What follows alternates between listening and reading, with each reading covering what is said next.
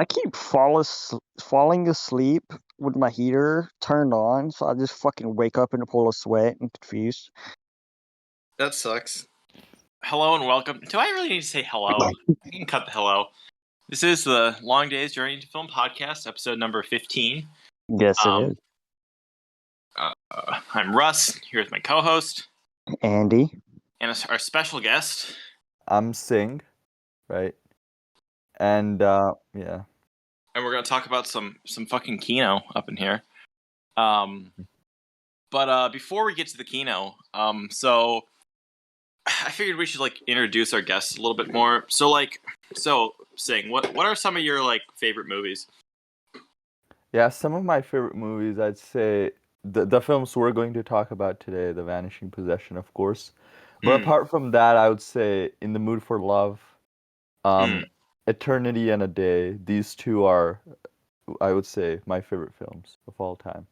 Yeah, I love In the Mood for Love. That's a great film. I haven't seen the other one, Eternity and a Day, but I need to see that.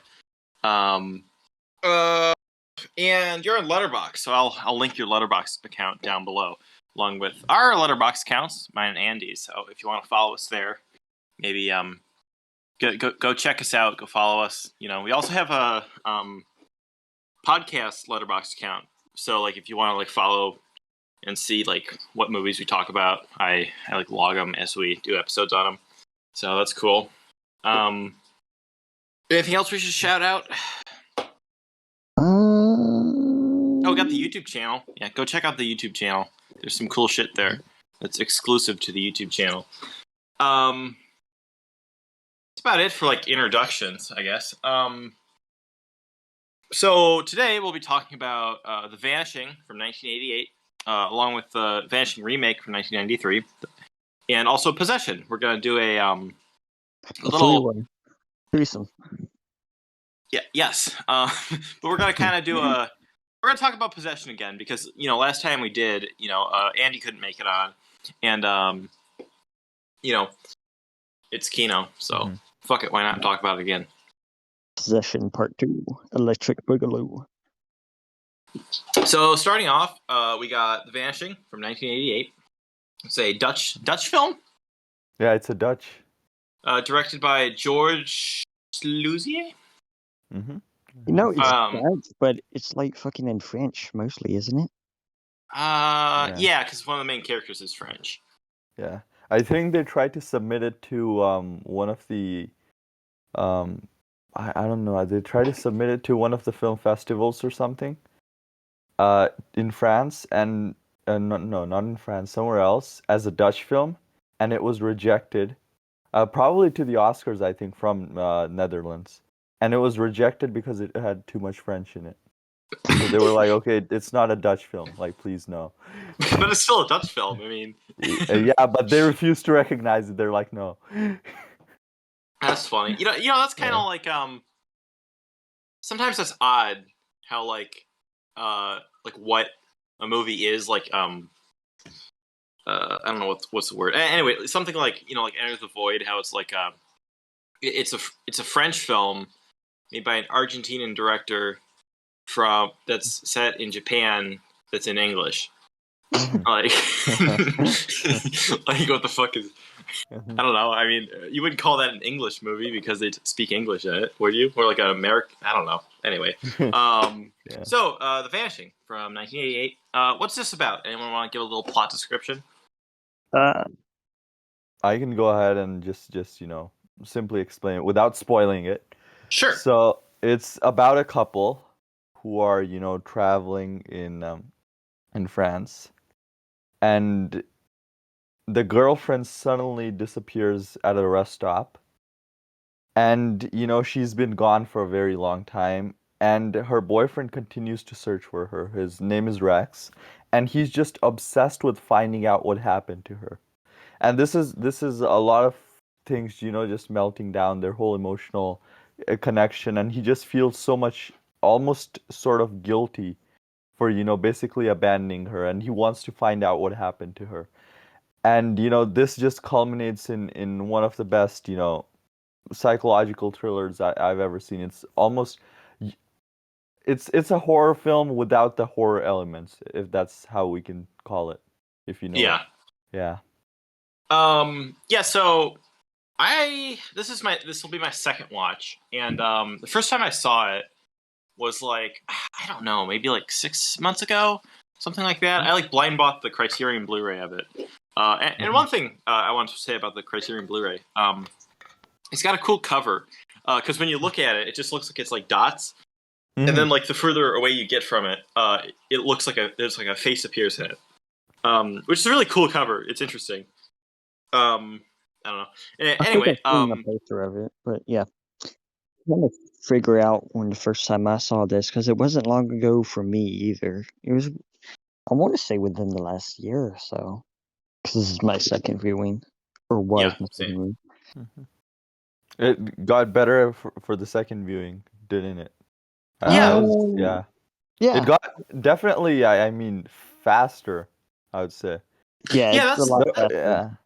Yeah, that's the one thing. Is it's like what is it like 108 minutes or something? It's like an hour and 45. Yeah, Something like somewhere in there. 106, I think. And yeah. like the second time I watched it, it just flew by. And like it's not like a slow paced film, but it's not quick paced either.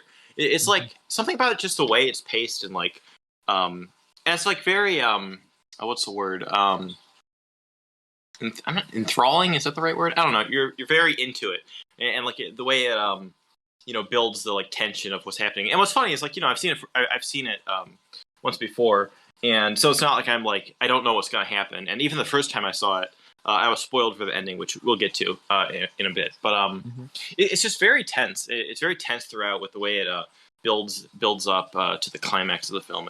It's really good. Very great pacing. In the I won't talk too much about the remake right now, but the remake like really dragged, and like I kind of had it felt like it was like over 2 hours, but I'll get to that when we talk about that one. But yeah, another thing about the pacing and overall like impact of the film is that the whole film overall is pretty, terrifying in the sense we'll get to it later.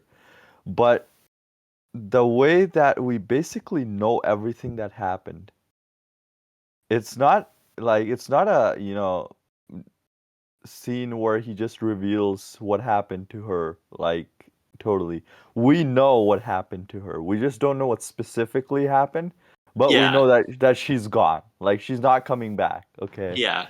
And we know who's responsible for that.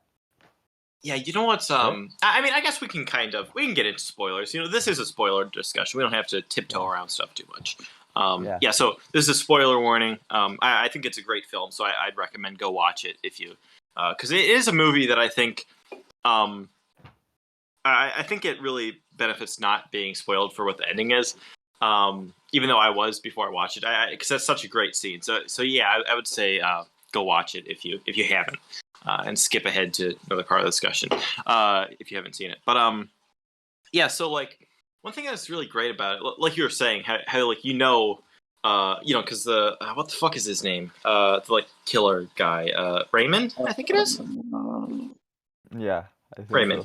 so. He's like the French guy who's like chemistry teacher, I think. Yeah. He's like you see what he's doing, but like also in the scene at the rest stop, when they're like fuck, I keep forgetting the names. Saskia and Rex, was it? Yes.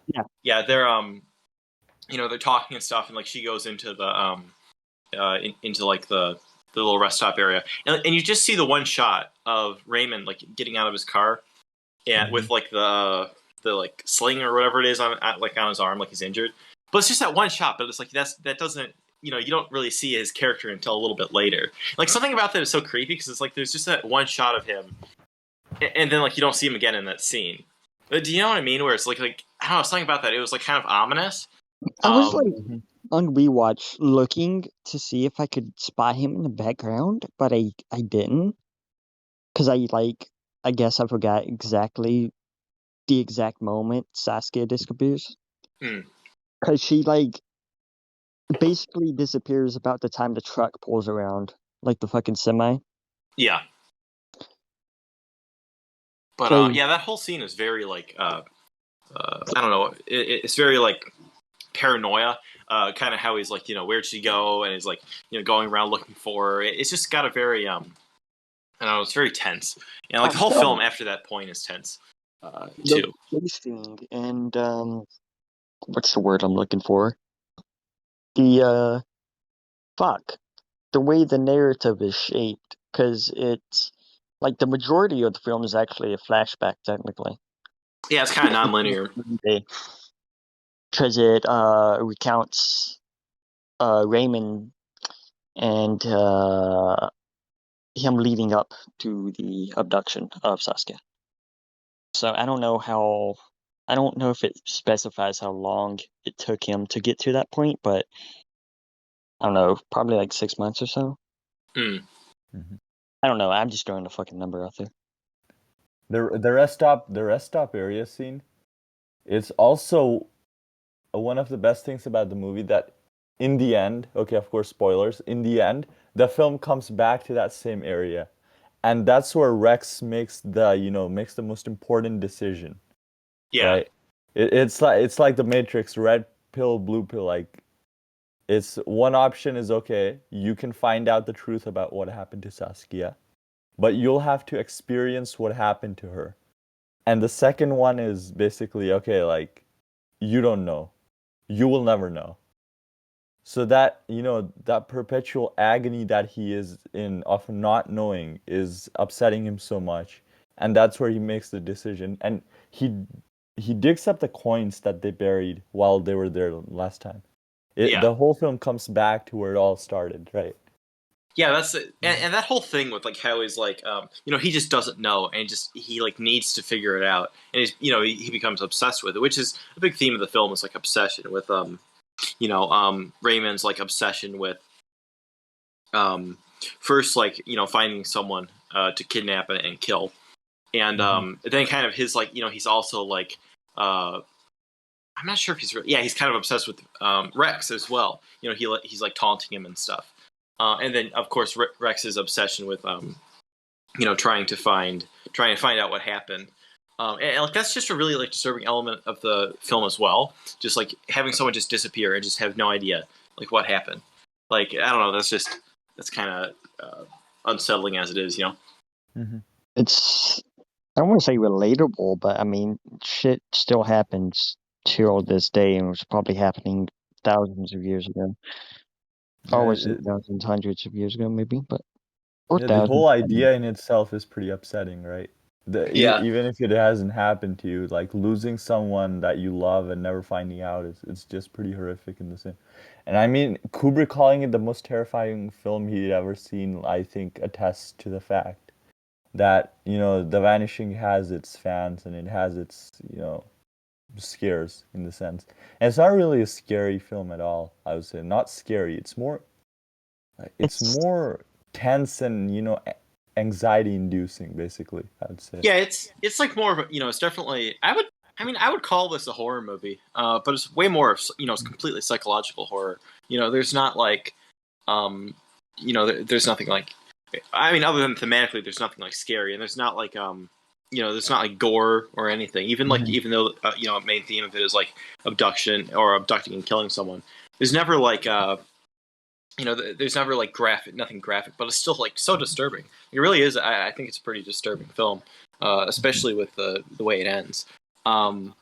It's I want to say it's interesting perspective wise, because to Rex it always seems like Raymond always knows what's going to happen ahead of time, and he's like meticulously planned ahead. But Raymond only just now like figured that shit out probably within 6 months of him abducting Saskia in the first place. So like, I mean, and after that, because he's still figuring out how to taunt Rex after 2 years later down the line with her disappearance. Yeah, because he knows exactly which buttons to push. Yeah. Raymond as a killer is not an expert. I think we've known that. Like the way he's, in one of the scenes, he's just standing outside and a woman comes by and she says that she knows him and stuff like that. She's like a teacher from his daughter's school, Yeah, and daughter's she volleyball figures, coach. she figures it out, and she's like, okay, like if you're looking for women, go to the rest stop areas. And that's just a really weird scene because basically she figures out what he's trying to do. Of course, like she doesn't know that he's trying to abduct and kill them, Yeah, but she figures out that he's trying to do something with them. So she's like, go to the rest stop area. yeah, And yeah, he before that you see this amateur like killer, develops sort of. And then Saskia is basically the first and the most, in a way, the most important victim around which everything surrounds like is surrounding the entire film, right? yeah. Like, And yeah. And when he's practicing in his car with with yeah, that's just a fascinating scene, just going into the mind of how he thinks. And for me, personally, my favorite scene is when they're in the car and he's taking Rex with him, and when he explains his thought process to Rex. Oh yeah, Right. that's the same for me too. yeah, and his whole Um, like his whole reason behind it is like how he let's see, what is it? it's this exaggerated sense of self-importance because he pretty much explains it that he's a sociopath and he knows he's a sociopath Mm-hmm. and but because oh he tells the story of how he jumped from the balcony when he was, I think, 12. I don't know if it was 12 or any specific age or not, but he tells the story of the balcony jump and how most people wouldn't jump, but he did. And that's kind of how he equates the abduction of Saskia to, if that makes well sense. well also the he was like with his family and he saw like a little girl drowning and so he like Oh, yeah, jumped in and saved her and that his daughter said like, oh, you're a hero. He thought what is it like, since he's capable of committing an act of something so good, he should also commit an act of something of the worst thing he can think of, uh, which is really fucked up. But like, Mm-hmm. and there is a little detail that I picked up the second watch. So when they're driving, okay, so let's see, yeah, when they're driving, when he's driving with Rex, taking him to the rest stop, to make the decision and stuff. Yeah, they get pulled over by a cop, and because Raymond's not wearing a seatbelt, and he says, "Oh, I can't wear a seatbelt because I'm claustrophobic," and he has like a doctor's note or something. And later when you find out that the way he kills both Saskia and Rex is by burying him alive in a coffin. That makes it even more fucked up because like to him that is the worst thing. Worst thing he can think of is being trapped in, buried alive in a coffin, since he's claustrophobic, which I think makes it even more disturbing. Like I didn't really pick that up the first time. The first time I saw it, I thought it was like, it was kind of like a fake out. Like, oh no, did the cops like figure something out? Are they going to catch Raymond or something like that? But I don't know, just the little detail just makes it. That's a very nice little movie detail you pointed out. I didn't even realize that. I Yeah, definitely did not catch that. that's a Sorry. cool detail. Yeah. Yeah. It's easier to catch all these details the second time, right? The first time it's just passing by quickly. Yeah. Yeah. I mean, the first Um. time I saw this, the first time I was kind of confused in like parts because like the way the narrative is set up, you're constantly it goes between modern day and then like before her abduction, but it never like gives you a fucking title card of like 2 years before or whatever. Every time it does that, Yeah. I don't think I really needed that though. it doesn't. And, I mean, like the first time I watched it, I was confused, but like this time, I like already knew what was going to happen, so everything just made a lot more sense to me this time than the first time. And I could focus on different aspects of the story. Yeah. Hold up. Yeah. I'm just getting pouring myself a little bit of vodka. Hold up.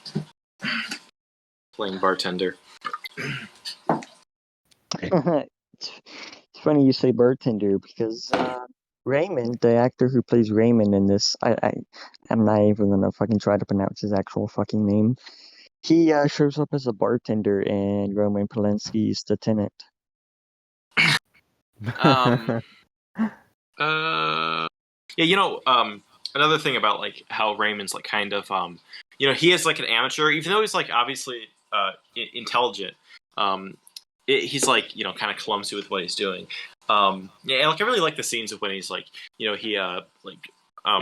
inhales the chloroform and like times it to see how long it takes to wake up from it, or like he's like just like the scene of like him like practicing like going around the car and like pouring in that thing and like pretending to like like shove it in someone's face to like knock him out.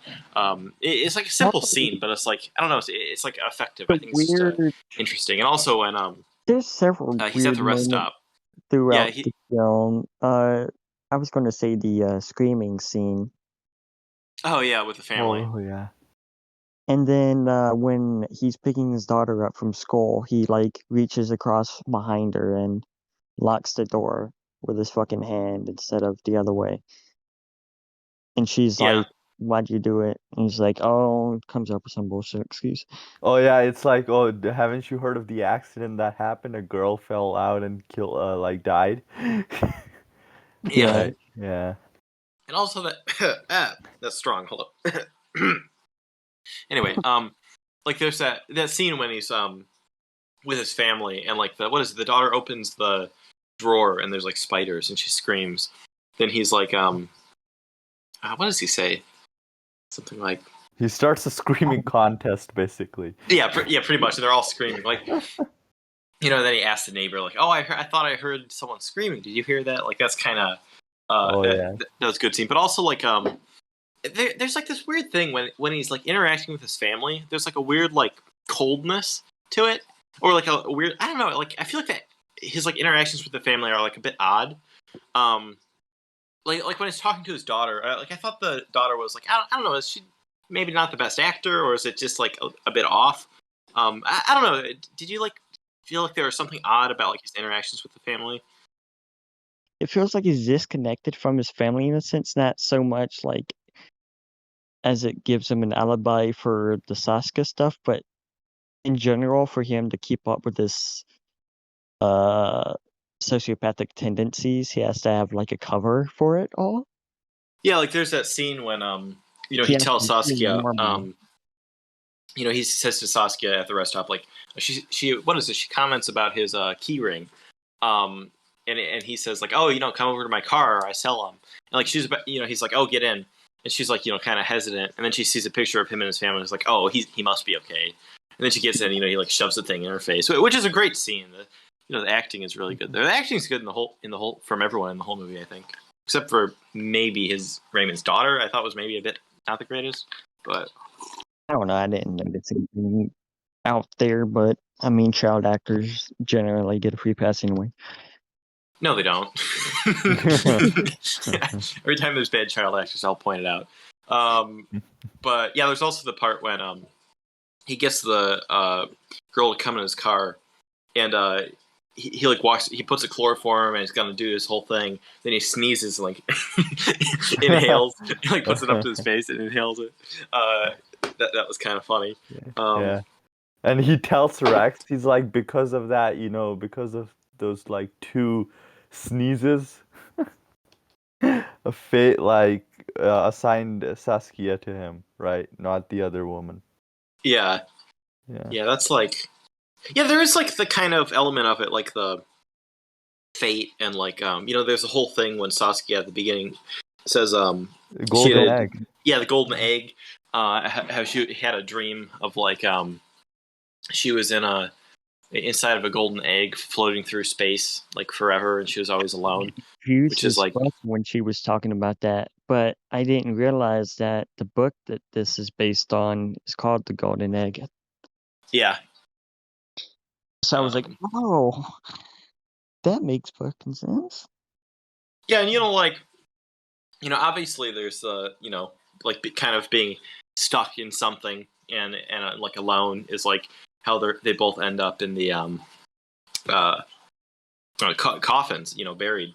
Yeah. But then there's also kind of like how after her vanishing, Rex is like he's kind of left like never being able to really connect with anyone because of this like the lack of resolution. kind of like, I don't know, therefore like leaving him to be alone forever. Even though like, you see he has like a relationship with someone else, but like obviously he can't really get too far without him like, falling back on the Saskia stuff because he's just so obsessed with it. So I think that's kind of interesting. Yeah, there's a whole sense of inevitability to the entire thing. I mean, you know that something is coming, you just don't know what's specifically, like being buried inside the coffin, right? Yeah. But you know that it's coming. So there's this whole concept of, I don't know what you would call this, like almost supernatural, right? Because I mean, how is the dream supposed to be connected with the whole thing, you know? So it almost feels a little supernatural in the world of bringing everything together, like in perfect harmony to make it happen. And that just makes it scarier for me. I mean, when he's in the coffin and the lighter flickers out, Yeah. it makes the shape of a golden egg. Yeah, that's on like the on the Criterion menu screen. It's like that flickering. Like I didn't notice it in the movie, but then on the screen on the menu, I was like, oh yeah, that's like kind of the. Also there's like that last shot. The last shot of the film of like The the newspaper, newspaper, yeah. and it's like says mysterious disappearance after one person. He disappeared too, and then it like kind of everything disappears except for or goes to black except for the two pictures, and they're like in the shape of like eggs.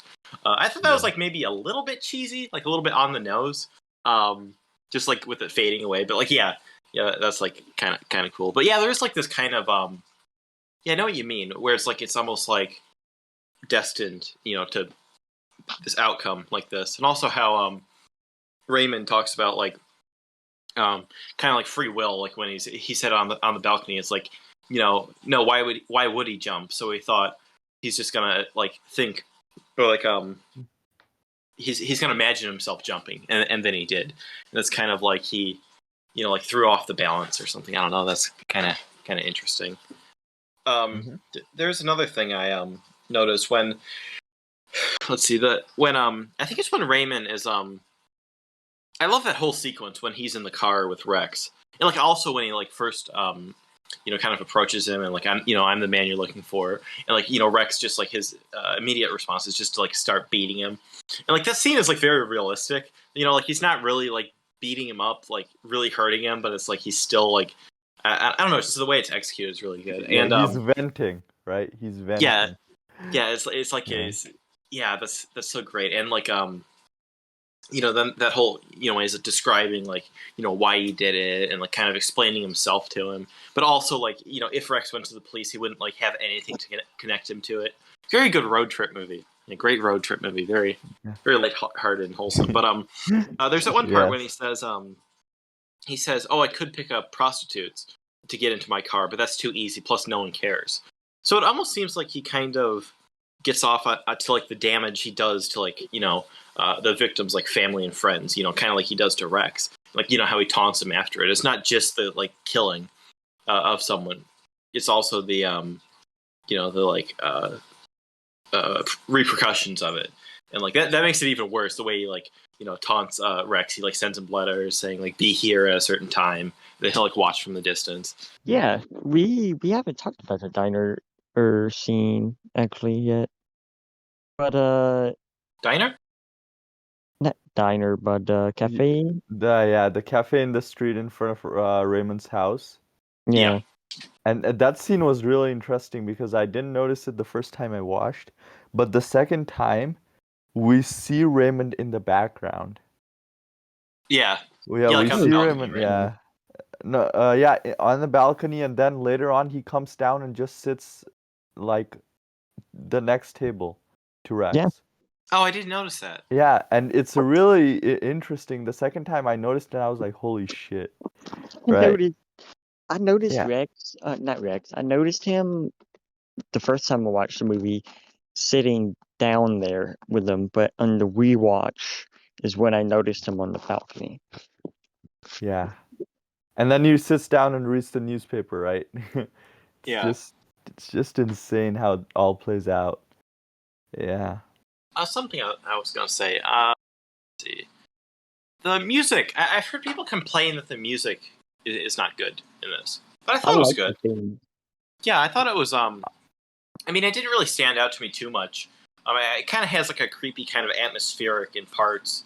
But there's also like that weird part where it's kind of like upbeat and not cheerful, but it is like upbeat when Rex, Raymond gives him the choice. It's like, all right, either you drink this drugged coffee and see what happened, or you kind of live with, never knowing. And then like Rex is, he's like, first he like throws coffee on him, then he's like thinking about it, and he's like running around the tree. And like, and like such a great scene. It's very intense, but like the music is kind of upbeat, which was weird. Yeah, and then he like drinks the coffee. That's a great scene. That's so many great scenes. Also, the cinematography there is really good. Like the way it's like dark and like you see Raymond sitting in the car and stuff. And like drinks it, says like, oh, I just imagined myself drinking it. Like, yeah. Then he like, the coffin. That's like just great. Like the idea of being like buried alive in a coffin is like horrifying. But like, bro, just use the 5-point palm exploding heart technique. Like, come on, man. Fucking. Yeah, he says it's like the most horrible deed that's possible when he's explaining to Rex, and he says, "Let me make myself clear. For me, killing is not the worst possible deed." Yeah. And there you sense something sinister. Like, what is this guy trying to do, right? Yeah, so, and like that's what's so like. That Sasuke is dead. I mean, you don't technically you don't know. You don't see anything, but it's like that she's dead throughout the movie. It's like, yeah, she's gone. This guy obviously did something horrible, and it's not until that the scene when he wakes up and he has the lighter and he's like screaming and stuff that you figure out it's like it's just such a well executed film, and like the way it plays out, it's so great. But like, I really wish I would have been able to see it for the first time without knowing, because like I heard it. I don't even know what it was. Someone said like, what's the most disturbing scene in a movie? And someone said, the ending when he wakes up in the coffin, the vanishing. It's like, fuck you, that's a spoiler. And like, but like I kind of wish I would have seen it for the first time, not knowing that. But still, it's like it's not like that took away. It's not like if you know that it's ruined, Yeah. Would you draw a comparison with Memories of Murder as to how the killer is portrayed? Because in Memories of Murder, I've not seen it. Oh, okay, okay. I need to. But yeah, it's the whole concept of like the way we imagine the way society usually imagines serial killers and stuff, like all these guys who just live. Like, who are just awkward and socially, like, incapable. They have zero social skills. They're just weird. They sit in their basement and cut, like, people into pieces all day. Like, that's not how serial killers are, like, as it's shown. Yeah, right? which is really disturbing. It's not like the what you think a serial killer would be like. Yeah. He's a family man. He's a family man who teaches chemistry to a bunch of students. Like, it's just insane. Like, it's showing like people like, of course, Ted Bundy, for example, right? Yeah. Extremely charismatic guy. Nobody could figure out that he's been killing like people all day, right? That's so like, and that is how it is. It's not like I don't know. I'm trying to think of a movie where it's the serial killer is like a, I don't know, but lucky person. Yeah, it is very and like Raymond, he'll probably just continue on just living his life with his family, and after the movie, he's just like, the one thing I was thinking, where does he bury him? Is that like, because the first time I watched it, I thought he buried him in the rest stop for some reason, but. Was it at like his like? It was at his. I thought it was at the house underneath those like two bushes, like both bushes represented. Yeah, the house he uses to go to, right, for like basically, it's like a vacation kind of. Yeah, vacation house basically. Yeah. And he goes there so many times that his whole family begins to suspect that he's cheating. But then he explains to his wife, and he's like, he points to his like forehead. And he's like, listen up, it's a passion, okay? It's a passion. And we're like, okay, man, good for you. Yeah, and it's like, oh, man. Yeah, he's like, I mean, he's kind of the main character of the movie. I mean, you can't say Rex is, but like, feel like Raymond's a little bit more interesting, and like you do have he has plenty of screen time. And like Rex is kind of an asshole, you know. Oh yeah, Rex he is. Yeah, like he's. I mean, I'm not gonna say like I don't like Rex, but like I don't know. Like at the beginning, he's kind of being a dick to Saskia, which also I think that kind of plays into how he feels really guilty. You know, like when they're in the driving through the tunnel and run out of gas, and he leaves her, and she says like promise to like never leave me, and then obviously the way the whole film plays out. Yeah. Yes. Not sure if I really have much more to say about it. Gonna say for your an example of someone who's like you wouldn't expect to be a serial killer. It's kind of obscure, but the principal, I think that's his role in Trick or Treat. Oh yeah, the what's his name? He played the pedophile in Happiness. What's his Dylan something? Dylan Baker. Dylan Baker. Yeah, that's it. He's a good actor. I like him. Man, Happiness is a good movie. We should talk about some Todd Solondz films at some point. I've not seen a single Todd Solondz film. You need to say Happiness. Happiness is great. That's like probably one of my favorite like dark comedies. Probably my favorite dark comedy, actually. Yeah, that scene with his son. That scene with his son. Oh man. Where his son is like talking. Yeah, that shit. Oh yeah, that's got to be like, such an uncomfortable scene. I mean, I'm not gonna spoil anything, but it's like the way Todd Solondz makes films. It's like he makes it so there's a scene and it's like it's the most like it's like so fucked up, but it's also like hilarious. Oh man, yeah, Happiness. That's a great film. I love Happiness. Yeah. But yeah, that's about all I got to say about The Vanishing. Yeah, it's just great film. Very solid. I don't like. I wouldn't say it's like top tier, like 10 out of 10 for me. I would probably give it like a solid 8 out of 10. Maybe closer to a 9. I could see it going up on a rewatch. I would give it like a solid 8 out of 10. Same. Yeah, I would say 8 out of 10 if I were to reverse back to 2 months ago. But now I feel like it's a 10 out of 10 having seen it the second time. Nice. Yeah, I could see it going up on rewatch. I think it's a really really great film. Every element of it I think is like executed like and very. Do you expect a film like that to go up on rewatch though? Because for that's the shocking thing, right? The second time you watch it, you know what's going to happen. But it makes it like so much worse, I mean, it makes the experience of watching it better, but it makes like what's happening in the story like, oh man, this is so much worse. Like knowing where it's going. Yeah. It's like it doesn't seem like it'd be a film that's really rewatchable, but yeah, like you said, it really is. It's just really really good. I love these types of like really dark, bleak movies. So yeah, it's right up my alley. So now, should we get on to the remake? The American remake from 1993, directed by the same guy? Yes. All right. So this welcome to the roast of the Vanishing American remake. Yeah. So this is from 1993. Also directed by George Sluzier. Is that how you say it, or is it like Slozer? I don't know. I don't know Dutch names. Fuck. Oh man, I didn't realize there was still an ice cube in there. Alright, sorry. So it's the same plot, same general premise. We got who the fuck plays Rex in this? Is his name still Rex? I think it's Jeff. It's Kiefer Sutherland. Jeff. I think they do change the names. Yeah, Kiefer Sutherland as the Rex character, but now he's named Jeff. Jeff Bridges as Raymond, but now he's called Barney.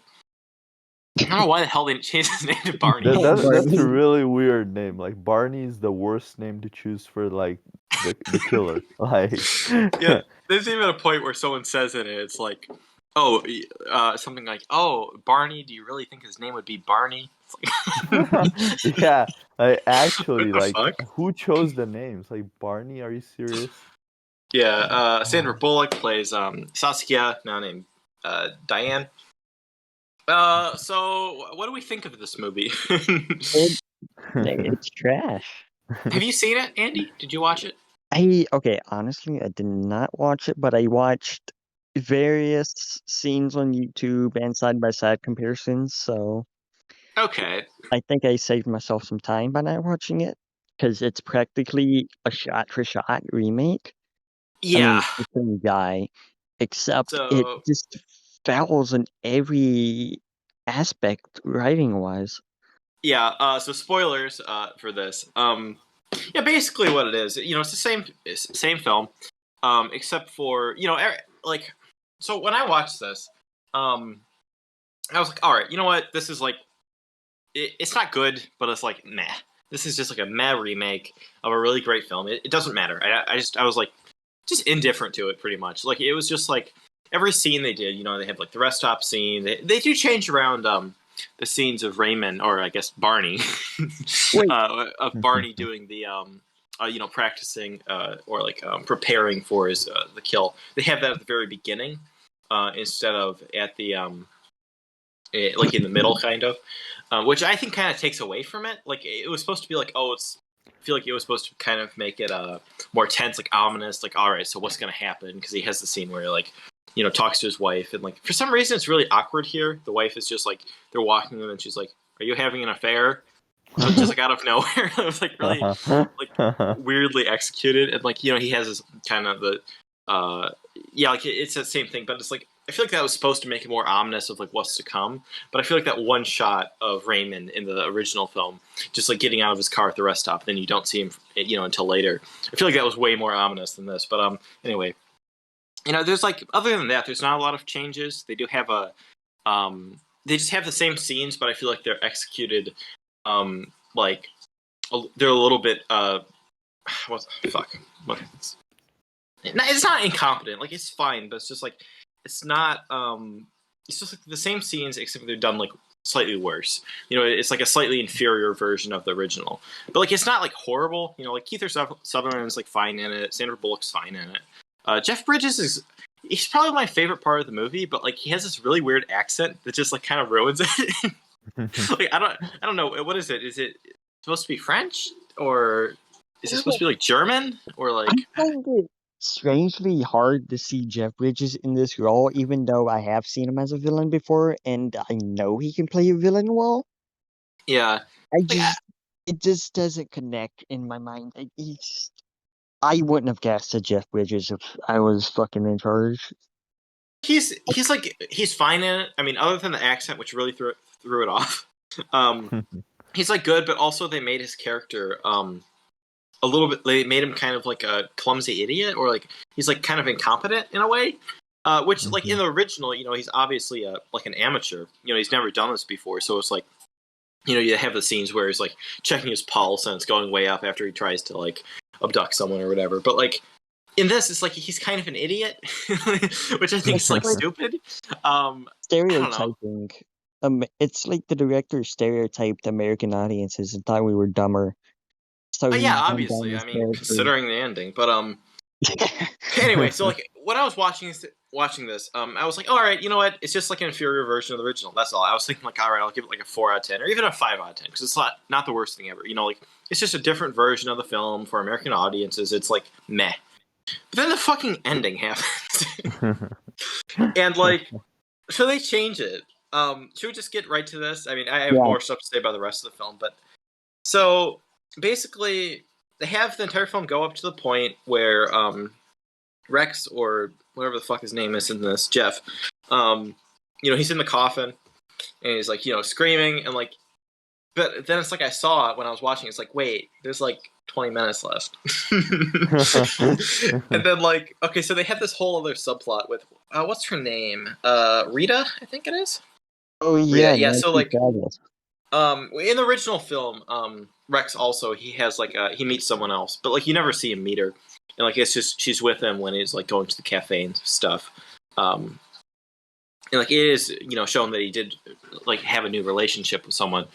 But in this, it's like you see it after Jeff, you know, after uh, fuck, I want to say Sasuke, but yeah, whatever. I'll just call her Sasuke. Who gives a fuck? After she disappears at the rest stop, he's like, he goes to like a diner and he's like real tired, and then like she like knows him from high school, and she says like, oh, you can sleep in the back, and it's like already starting their relationship, but it's like directly after, like, I think her name's Diane. This after Diane disappeared, it's like, what? Like, really? Like, I feel like that wouldn't. I feel like that's not how it would have played out in the original, because of like how upset he was with it. But it's like they're already like kind of starting a relationship directly. Like, I don't know, like 6 hours after Diane disappeared.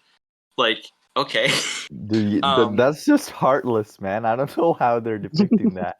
yeah, Like, how would you be able to do that as a person who we're supposed to empathize with, right? yeah, exactly. It's like, like, come Their on. barometer of empathy is broken, obviously. yeah, and like, so her character, she plays way more of a role in this film than in the original. In the original, she was just kind of there. She was like, all right, we're gonna go to the place. What is it? They go to like, in the original, they go to where, I forget where it is, but where they were traveling at the beginning when they have like the bikes on top of the car and stuff. Oh You know, yeah. they go out there and like, you know, when they're there, Rex is like, he's running towards it. Like, you see the car with the bikes, but like obviously it's not really there. He's just imagining it.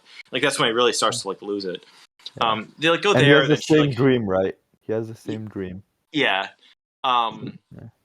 yeah, and he's like screaming about like the egg or whatever, and yeah, and that's really great. Like, it's a good scene, but like in this, she's like, it shows more of their relationship, and like he's like lying to her, saying that he's like joined, what is it, some kind of like military thing, and so like on weekends or like on weekdays he like goes out, and really he's just like searching for Diane. But like there's just all this stuff with them, but like, I don't know, it was like, okay, it's a little bit different from the original, at least it's that. But then at the end, it's like she like kind of figures out that he's gone with Barney to like, you know, whatever, and so she like goes out and like saves him. She like tricks Barney into saying like, oh, I like took your daughter, and so you have to drink the coffee, and then I'll do exactly what I did to her, which is so stupid. Like, that character of Barney, he wouldn't do that after he's doing that exact thing to someone else. So it's like, it just makes him more of an idiot, which is stupid. And then like, I don't know, she like digs up Jeff, and then like, Barney comes. I just can't. Saying Barney is just throwing me off. Yeah. It's sorry, the worst possible name. Worst possible name ever. Yeah, Barney like comes and like they're like rolling around and he's like fighting her, and there's like action, and it's like, you know, someone has a gun, and it's so much unlike the original. It's so stupid, and like then like Jeff like grabs a shovel and shoves it into his face, and there's kind of like a gore kill. It's like, really? Like, seriously, you're the guy who made the original Vanishing, and then you're remaking it, and you're making it this generic. And then there's a happy ending. That's like, it's happy ending. They're like sitting at the sitting in a restaurant, and something about like he was like making a book or something, like a children's book. Jeff was. It's like, oh, my book got published, because like earlier he got rejected. It's like, my book got published, and they're happy, and then someone comes up with coffee, and they're like, no, and they say in unison, no, we don't drink coffee, and then it ends. Because, you know, What the is whole that? coffee thing. It's like, what the fuck? Like, That what? is.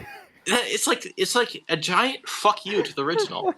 It's so stupid, and like, you know, the original, it works so great because of the ending. I think, you know, like if that's how the original ended, I think it would just probably be like it's fine, you know, it's okay. Like the original, the ending makes it. That is like, that's what makes the film. And so in the remake, it's like everything that made it good is just lost. And like, you know, you could say, okay, this isn't The Vanishing. This is just it's a different interpretation of the story with you know, a different, you know, the same characters and the. But that's so stupid, because it's like the guy who made the original made it. So it's like nothing about what made it good is there. It's just like it's like up until that point, like I said, like I was just kind of indifferent to it. But like that ending, I fucking hated it. It just pissed me off. Like I don't really get pissed off at movies often. But man, I just fuck it. Just I don't know. I'm going on and on. Does anyone have anything to say about this? Fucking hell, this movie, it's so The bad. movie sounds like big doo doo. Yeah, I would like. I don't even know. I'm gonna pour myself some more vodka here. Yeah. Can you hear that? Russ isn't gonna sleep for days because of that ending. It was. Yo, that ending's gonna haunt you more than the actual ending of the original. It was. I can't believe.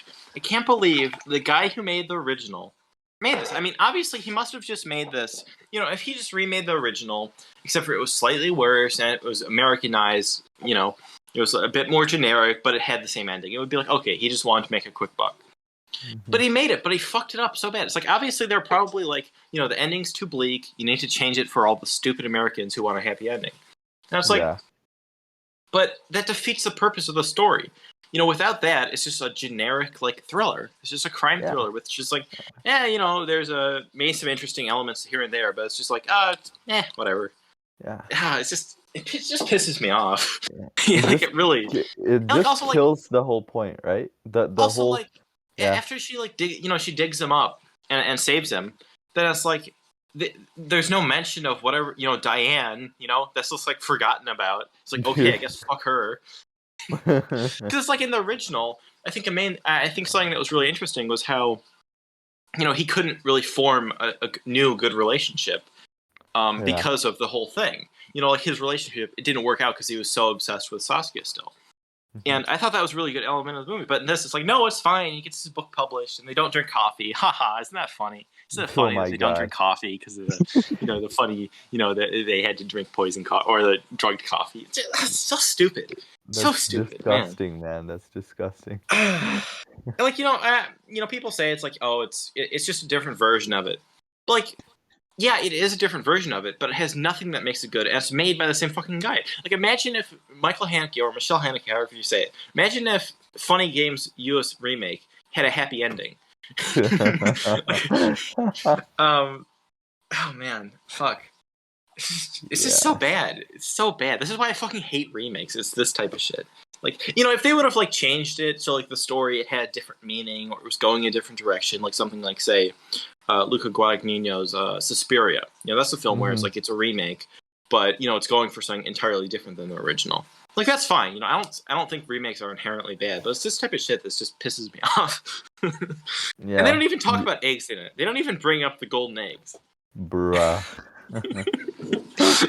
That's the best part of the story. I mean, the whole egg-like thing, the dream-like quality to it. And I mean, just can't believe that. Also, one of the best things about the original Sending is how it shows the character of Rex basically, you know, go through all the stages of like despair and then total, like, you know, and when he's buried alive. And he screams Saskia's name, right? Yeah. And then he's in totally despondent. He's crying out loud. He wants to be rescued, and then he starts laughing. Yeah. And that for me is it's a brilliant, like, he basically realizes that, you know, nothing can be done anymore. So he just starts laughing at the absurdity of the situation. Yeah. Right. Just accepting his fate. You know, fuck that. You know, I don't like that stupid shit. I like seeing Jeff Bridges get a fucking shovel to the head. That's what's cool. Oh my god. That's the happy. You know. That's the American, like, remake type, like, you know, Hollywood. Fucking Friday the 13th kill. That's like Hollywood Bollywood stuff. You know, it's gotta please the audience. Can't let the hero die. You know, otherwise everybody would be pissed. Like, it won't sell. Hey, come on, dude. You like, gotta be kidding me. Yeah, it's... Oh, man. Also, there's sorry, I'm like a little bit drunk at the moment, so, like, sorry if I keep laughing. But I've been drinking vodka for the past, like, since we started recording. Sorry. There's a part where Rita is trying to get into...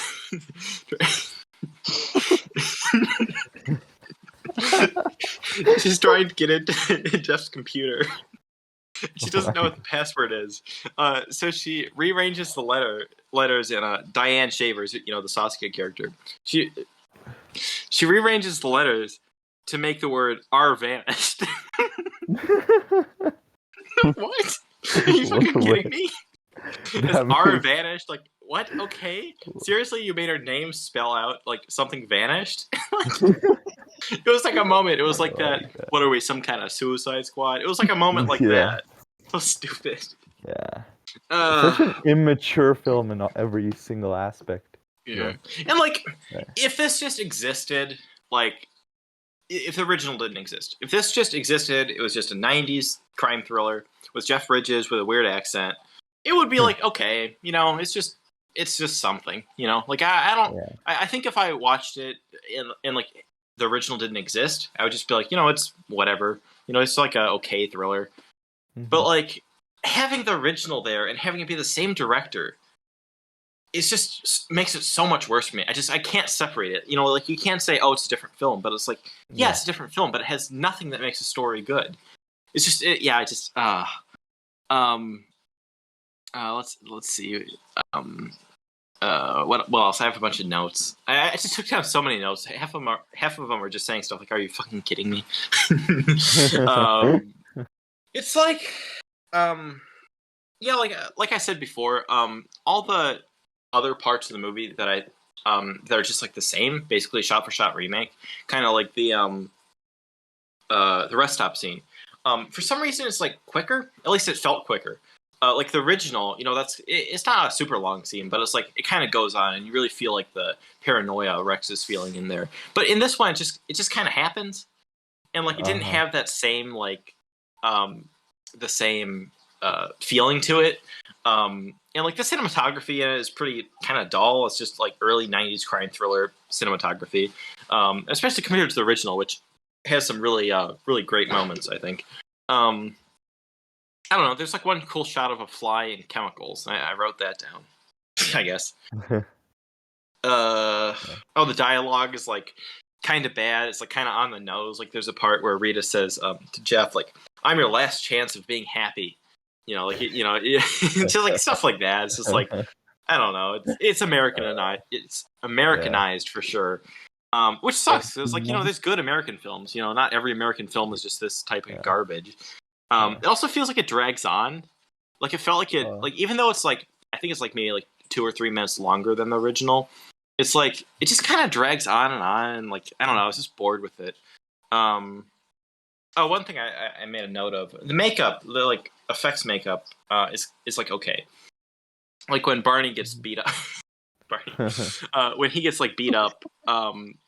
Actually, that scene, I pointed out in the original how that scene, it feels very realistic. It's just like you see him beating him up, but it's like he's not like, I don't know, he's not like really beating him up. He's just kind of beating him up, but it's not like he's not really hurting him. And this is just like you see him like he like punches him and like blood comes out of his nose and like kicks him down the staircase. Oh my god! And then it's like his face is like all beat up and bruised, but like the makeup on his face is like it's pretty good. I don't know. That's like the one technical element. The actor of the daughter is still bad. I wrote that down. I don't know. I don't have much more to say about it. Does anyone else have anything to say about it? I know, Andy, you haven't seen it, but like...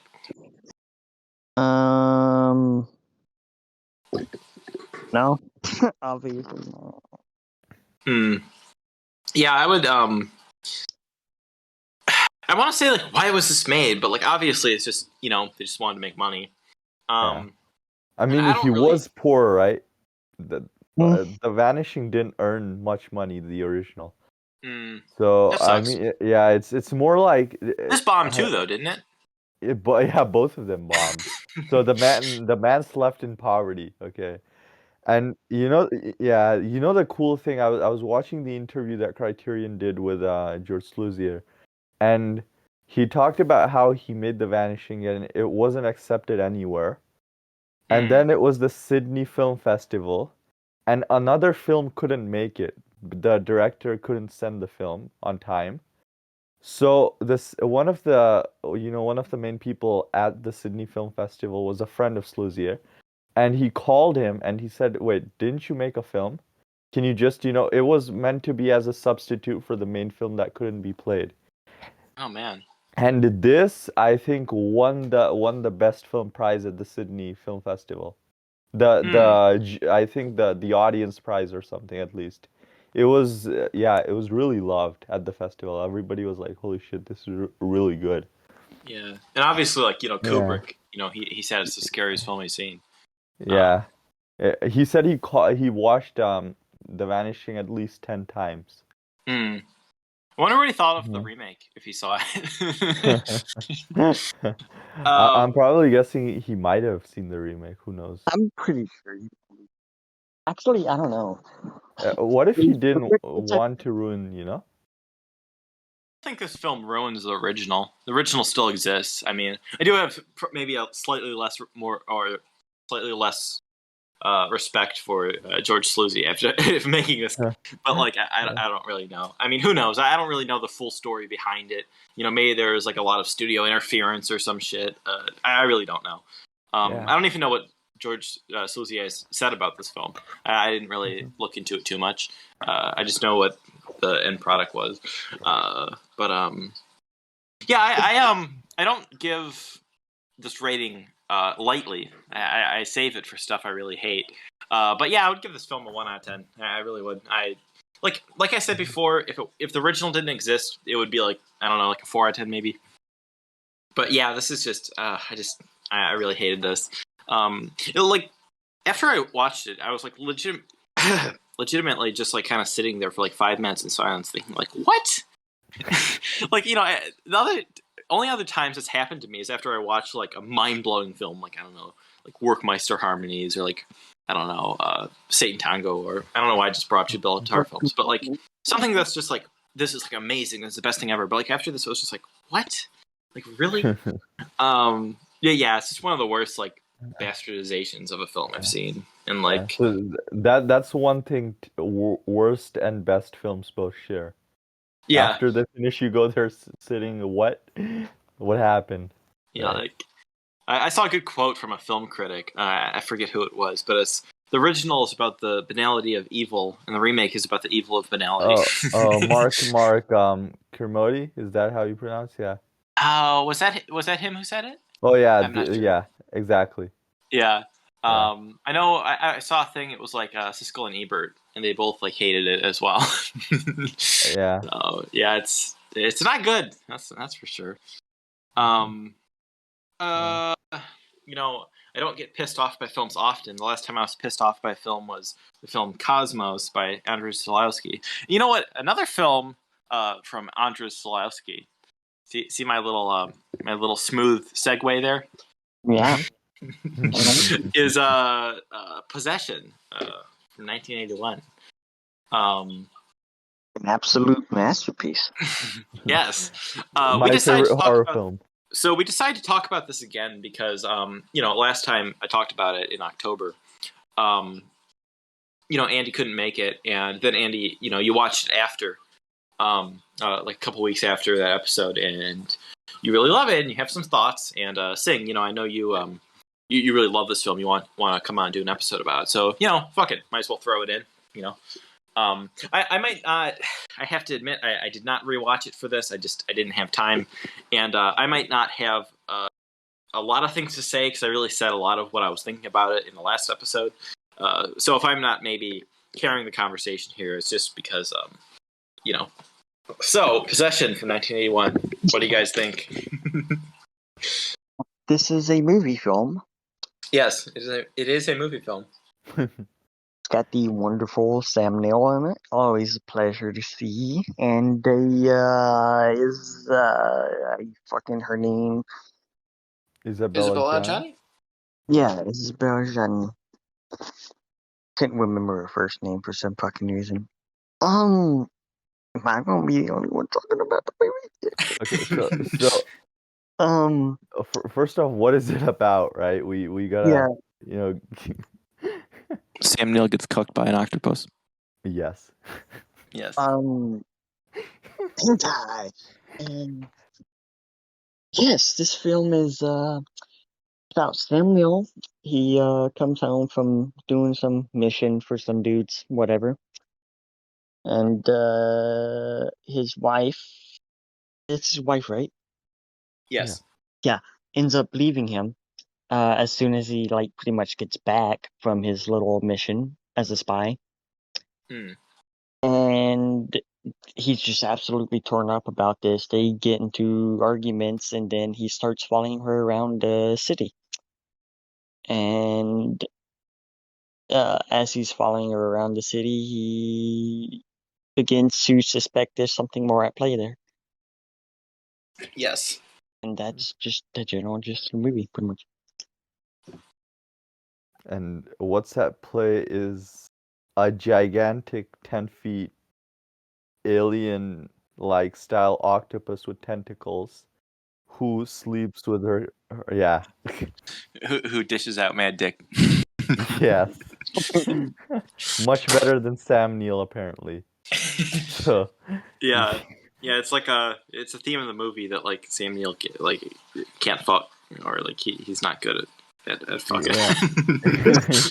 This movie does such an excellent job of pulling you in through the, like, how do I say this? Lens of a toxic relationship, pretty much. Because Yes. you picture that their relationship is pretty fucking toxic. I mean, obviously, they're kind of just throwing punches at each other at some points. Yeah. And self-harm, whatnot. So, Oh, like, spoilers for Possession. Sorry. yeah. Mm. Also feel like the whole camera work. I mean, yeah, I know a person who just, hits the camera work and he thinks it's wobbly and stuff. But and I get that, okay, sure, it's up to you if you like that type of camera work or not. Hmm. But I feel like some of the shots are just so good. Yeah. Yeah, the Yeah. cinematography. I mean, the scene where she's almost in tears and she's, breathing heavily and suddenly she stops and just stares at the camera and smiles. I Yeah. think that's a phenomenal piece of acting and, you I know, think that's like the fucking moment. And that happens like in the first quarter of the film, I think. yeah. Yeah, that's like the moment I realized I was in for something special. Yeah, I mean the acting is just and the way the camera captures everything throughout is just brilliant, I feel like. And yeah. But I mean, it pulls you in with this story about the toxic relationship, and then all of a sudden it throws this fucking alien. I don't want to say paranormal, supernatural, I guess would work, Mhm, aspect at you mhm, out of nowhere. But it mhm, never like tells you what it is until the last like quarter of the movie. mhm. But Even then, it's not like they super explain it or anything. Yeah, yeah, no, they don't nothing that explain this yeah, at all. yeah. It's just this fucking I mean, weird tentacle thing. This is like the perfect Lovecraft movie, in my opinion. Hmm. Yeah, I have people say that this is like yeah. cosmic horror. I'm not think really it is. sure how I feel about that because I'm not sure how much of it is metaphorical, or like I kind of talked about this last time I talked about it, but metaphorical, or like if it's because I don't really think that I don't know what are your guys' interpretation of like the being, the octopus alien thing. Being, I'm not sure if I like have a fucking like a huge like basically like every scene with the like monster. Let's just call it a fucking monster or whatever. Yeah. There's several scenes throughout where these people are losing their minds whenever they fucking witness this thing. Yeah. And that's like the epitome of kind of cosmic Lovecraftian type horror Hmm. is something that's so unknown and so terrifying beyond your wildest imagination. You can't fucking fathom it. And you just lose your mind. Yeah, and also Yeah. like the ending, how it's like very kind of apocalyptic feeling. Yeah, the Yeah. very last shot of the film is very apocalyptic, little apocalyptic, and it really just sells it, sells it, um, sells the whole cosmic horror aspect, in my opinion. Yeah. I mean, one more thing that, regarding the creature, of course. I would like to say that it's metaphorical completely, but I just feel like the movie is so weird that it doesn't allow you to think it's completely metaphorical. Because if it's totally metaphorical, how does every person see the creature?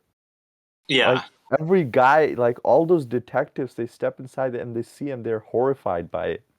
And even what's the guy's name? I don't remember Heinrich. the Heinrich, yeah. He's like totally in shock and disbelief at seeing the creature.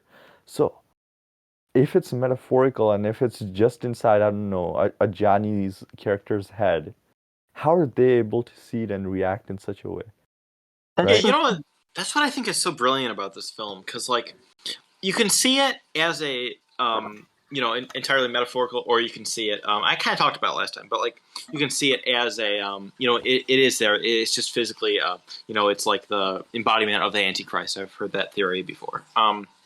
Something like that, or like or just like, oh, the two main characters are going insane, but like, yeah, how do they, how do the other characters interact with it, and how does that all play together? And like that's what I think is so brilliant about the film, is how it combines like metaphorical and like what's actually happening in it, and it just makes such an insane film. Like it's just I don't know, it's like there's so much more to it than just like, oh, it's that weird movie, but like, man, there's just, I don't know, it's really really brilliant. I think the way it plays out and how it's executed with everything, different elements of it. I mean, this just suddenly came to me, but I guess you could also argue the title of the film, Possession, could be taken in terms of Sam Neill feels like his wife is his possession, sort of. Yeah, You know what I'm getting at? yeah, And he's and just how utterly obsessed with her. And go on. oh, sorry, I wasn't really saying anything. Oh, okay. Um, yeah, that's just what I wanted to say. And also, there's like, how they want like possession of what is it, Bob, the child, Oh yeah. and also how like Yeah. Isabel Johnny, it seems like she's like possessed by something, and also how what is it, East and West Berlin, they like kind of want it's like they want possession of each other, or like Yeah, having the yeah. division. It's definitely a very interesting title. That's another thing, a theory I saw, is how it's kind of like maybe it's a metaphor for like how the family structure that Mark is trying to keep together is kind of a metaphor for like Germany, like maybe like maintaining order, even if that's not what's best for everyone, with the because there is like a political side of the film with the Berlin Wall, and the Mark's like it's like a spy, it's like during the Cold War, but I don't know. Mm-hmm. Also, there's another interesting interpretation of this, because there's the scene where she's in the church and she's just looking at the statue of Jesus and just whimpering, like it's a really Yeah, weird scene. I love She's that just scene. like letting out like cries of pain in a way. Yeah, it's like And gets like yeah, increasingly louder. Yeah, it's yeah, like and one of the interpretations of this whole thing was that the film is almost an attack. I don't know, not an attack, maybe. Yeah, almost a depiction of like misogyny and religion on mm, on the feminine, yeah, perspective. Because the whole thing, like, you can see Mark in that way, like Sam Neill's character. The definitely, yeah, way he holds his kid, the way it's almost like religion and males trying to possess everything. And yeah, Isabel Adjani's is like the voice of like radical feminism, which I mean you can connect to that era. I mean 1970s, 1980s is almost the rise of like the new wave of feminism, right? yeah, So it's weird, the context of the film, and so many interpretations. You could just interpret it as a violent breakup story, yeah, if you want to go yeah, like simple, all right? And then you can interpret it as a tale of, I don't know, attack on like misogyny and gender roles, and then a representation of religious themes, which is quite prevalent. And just a question for both of you. What do you guys make of that subway scene? and Sister Faith and stuff. Oh, Sister Faith and Sister Chance. Yeah. Um, well, I see that as I haven't fully developed like what my interpretation of the film as a whole means. But I see that as like I see it as a pivotal moment of like a changing point in Isabella Johnny's character. What's her name in this? Anna. Anna. Yeah, I see it as like a pivotal moment of her change towards kind of this like I don't know how to say it, like it's like kind of a freedom from like Mark and also kind of Heinrich, but also like this like new I don't know what the hell I'm saying. Andy, what do you think of the subway scene? Because like I love that scene, but like I'm not quite sure what it means. It's just like so visceral, but yeah, I'm not. Andy, what do you think of it? It's, whew, how do I fucking address this scene? It's just such a pivotal scene, and it's insane. I never like expected to see anything like that. I didn't know where it was coming. I mean, I knew like there was a reputation of the film and the subway scene, so I knew there was something there, but I didn't know it was that. Yeah, And I'm not sure as far as like metaphorical interpretations or thematical elements to that scene exactly. I just kind of felt like, how do I word this? Like, fuck. yeah, like Um, sorry, but were you? I interrupted. Did I interrupt? no, you can go on. Oh, so like I see a stylistic choice of Solowski's. Wait, or is it Solowski? I don't know. I don't know how to pronounce his name. To make characters in his films, because I have seen a few of his other films, and they also do this to kind of externalize their emotions in a very like erratic way, which you can see throughout the film. And I feel like that scene is like the like highest point of like emotion and like just changing or something for Anna. Yeah. And like she's externalizing in this very violent like this like violent fit. And also, it's like she kind of says like she like miscarried Sister Faith. She has that whole like monologue, which is great scene. And like it doesn't. I'm not quite sure what she's talking about there. It's like she like it's like she rejected like her faith, and then she has to like protect it like a baby, and then she ends up like once it turns into an octopus, she fucks it. I don't know what the hell that's supposed to mean. And that kind of becomes like the like doppelganger of Mark, which is another element of the film I think is very interesting. Two Um, doppelgangers, by the way. but yeah. Also, something I was gonna say about the you were saying about like gender roles and feminism and like misogyny. Um, I've seen people view this film in several different ways. It's like the one way you can see it as being very like you said, kind of radically feminist in the way of it's like she's like with Mark kind of being the I'm not sure if villain's the right word, but like he is like kind of he wants to possess her even if it's not even clear if he like if he even really loves her anymore, if he just wants to like keep the family together, and like the whole religious side of the film as well. But then people also say like it's misogynistic because it's like she's her like getting farther away from the family structure is like evil. She's like giving into like ultimate evil, and like kind of like Mark is right. But like I'm really not sure how I feel about it. But it's like I know what you mean. It's a very interesting element of the film. But yeah, Singh, how do you feel about the subway scene? Yeah, I feel like the subway scene is more. I think I don't know much about real. Okay, I know some elements about religion and religious texts, but I don't Mm. know that much about religion to know if it's actually referring to something that's in one of the religious texts. Maybe there's some event of a miscarriage in the Bible or somewhere. I have no idea. But I I haven't feel thought of like that. Yeah. and I feel like the whole miscarriage scene, I feel like it's, and she says it, I feel like it's the maybe it's also another, maybe it's just, I don't know, this is a really shallow take. I have no idea. Maybe it's just an expression of the total abandonment of religion, Mm, right? Like as you said, because Sister Faith, I have no idea what Sister Chance means, like zero idea. But yeah, yeah. like miscarried Sister Faith, and yeah, it just feels like, because I don't know, miscarriage is also referring, because religion has an important, like, pregnancy and child, like, bearing has an important place in religion.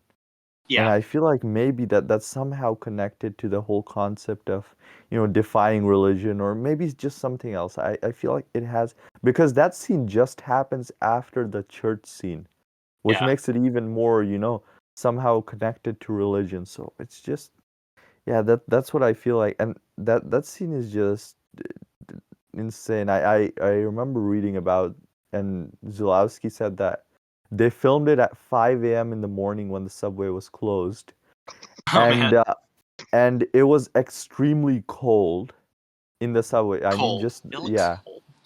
So, and they filmed the scene twice.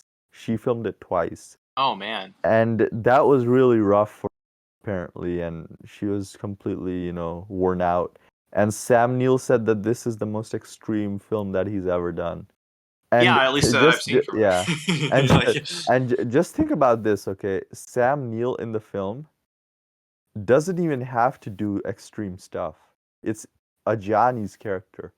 oh yeah, yeah, for sure. Like Sam Neill's not doing the extreme acting, she is. So just imagine the whole, like, burden that she has to, take to perform every single scene. And her character is totally off the rails. It's Yeah. just is the Dark Knight's Joker Yeah. made 10 times more insane. Yeah, like I feel like it's that. I have some thoughts that I just now am what's the word? Materializing? Okay, so the subway scene, it's almost as if it's at that point where it's finally manifesting inside of her that it's like fully taken over in a way. Mhm. mm, yeah. Because I almost interpreted it as she was having a fucking orgasm in the subway. Yeah, because like I know Solowski, like he said he like directed her to fuck the air. That's Mhm. Mhm. I mean, there's blood, there's white viscous fluid. Um, it's up to interpretation what that is. But there's that, and it throws me back to the end of the film when Bob's in the tub and with the doppelganger of um, what's her fucking name again? Anna? Helen.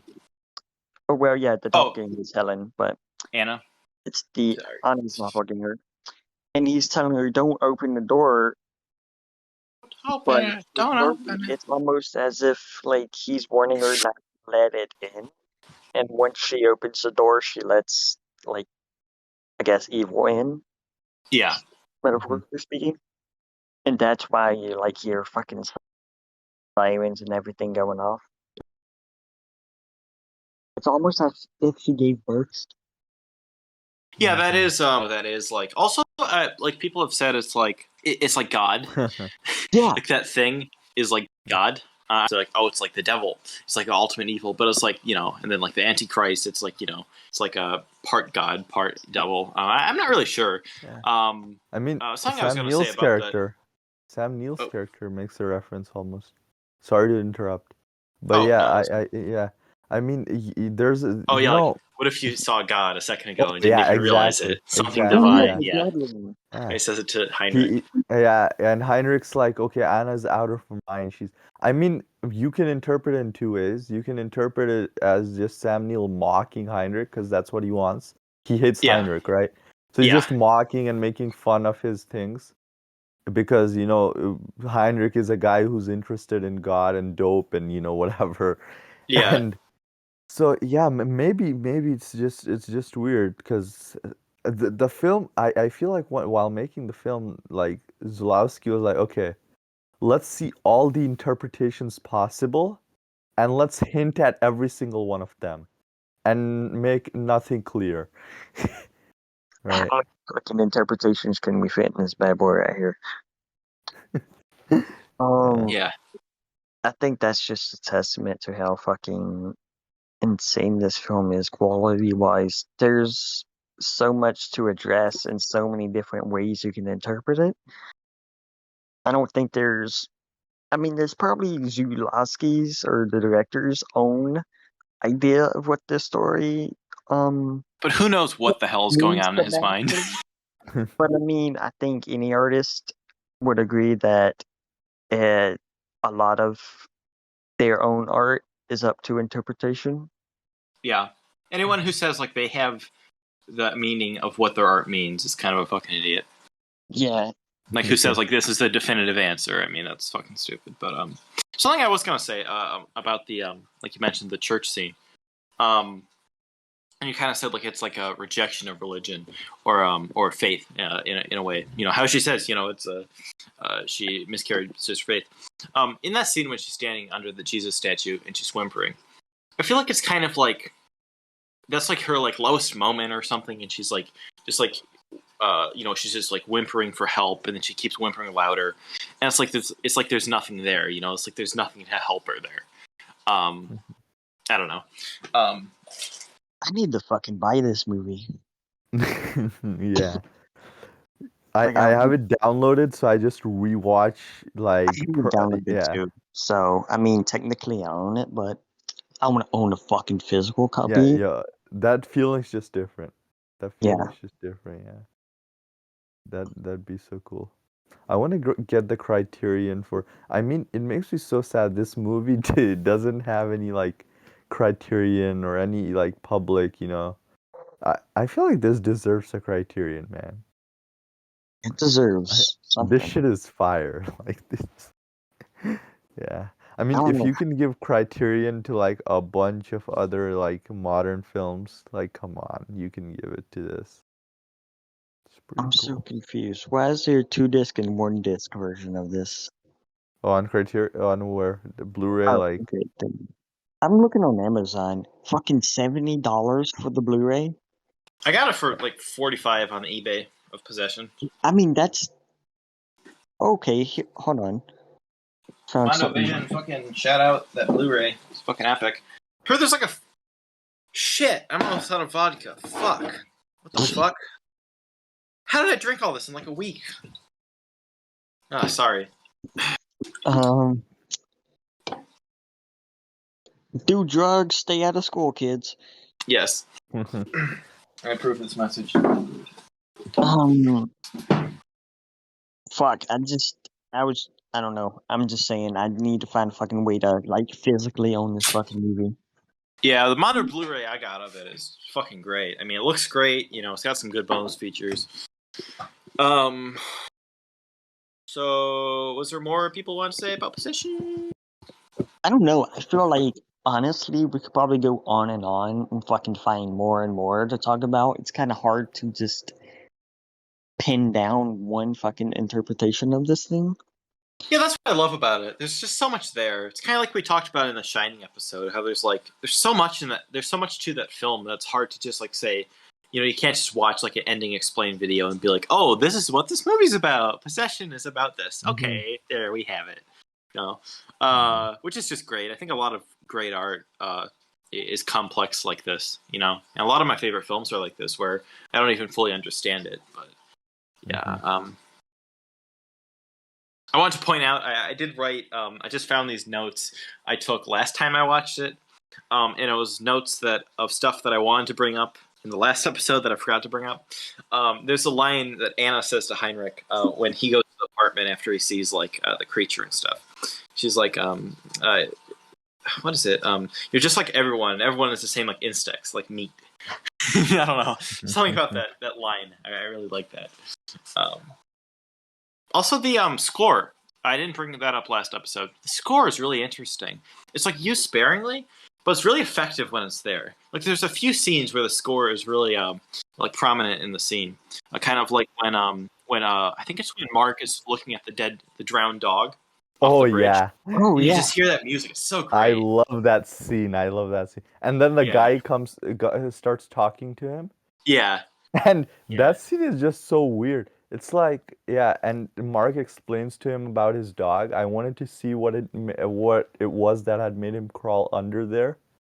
Yeah. Right when he was about to die. I mean, some of the stuff in this movie is just so creepy, and yeah, it makes zero sense. Doesn't he say something like what is it? Something like God is still there under the porch with my dog, or something like that. Like that's kind of where he left his. Talking more about the religious aspect of the film. Like that's where he left his faith, or like his there with his dead dog, where it's like there's like nothing there. I don't know. It's just it's so interesting. It's such a complex, like layered film. It's like an onion. Yeah. What are we, Shrek? What are we, some kind of Shrek? Shrek episode when? I mean, honestly, Shrek 2 is fucking banging. That shit's busting. Yeah, I like the first two. The rest suck. Yeah, that's the general consensus. Actually, I only saw it once, but I didn't mind the Puss in Boots movie when I fucking saw it. I haven't seen it. I watched some. I believe it had it had a good fucking it's got an 86 on Rotten Tomatoes, so. Yeah, you know what's funny is like I sorry, I hadn't watched that movie Shrek. I was just like, it's such a meme. I thought like, you know what? I bet it sucks. I was like, I bet Shrek is fucking terrible, and people just watch it and like rate it 10 out of 10 because it's a meme. So like, I'm a big fan of the podcast Sardonicast, if you know that, with like YMS and stuff. That's like probably my favorite podcast. It actually inspired me to start this podcast. And they did an episode on it, so I was like, you know what? I'm finally watching fucking Shrek, and like I actually enjoyed it. So shout out Sardonicast, I guess. Actually, funny coincidence. I didn't even think of this. Sardonicast, their next episode, they're talking about possession on Monday. So like. When I put this out, I wonder what they're going to say about it. I wonder if they're going to have a more better interpretations. I don't know. I'm going on and on. Shrek 2 is also fucking good as fuck. Because it's Shrek 2 is good. It's fun. What was I going to say? It's like strangely adult in the way it handles the satire.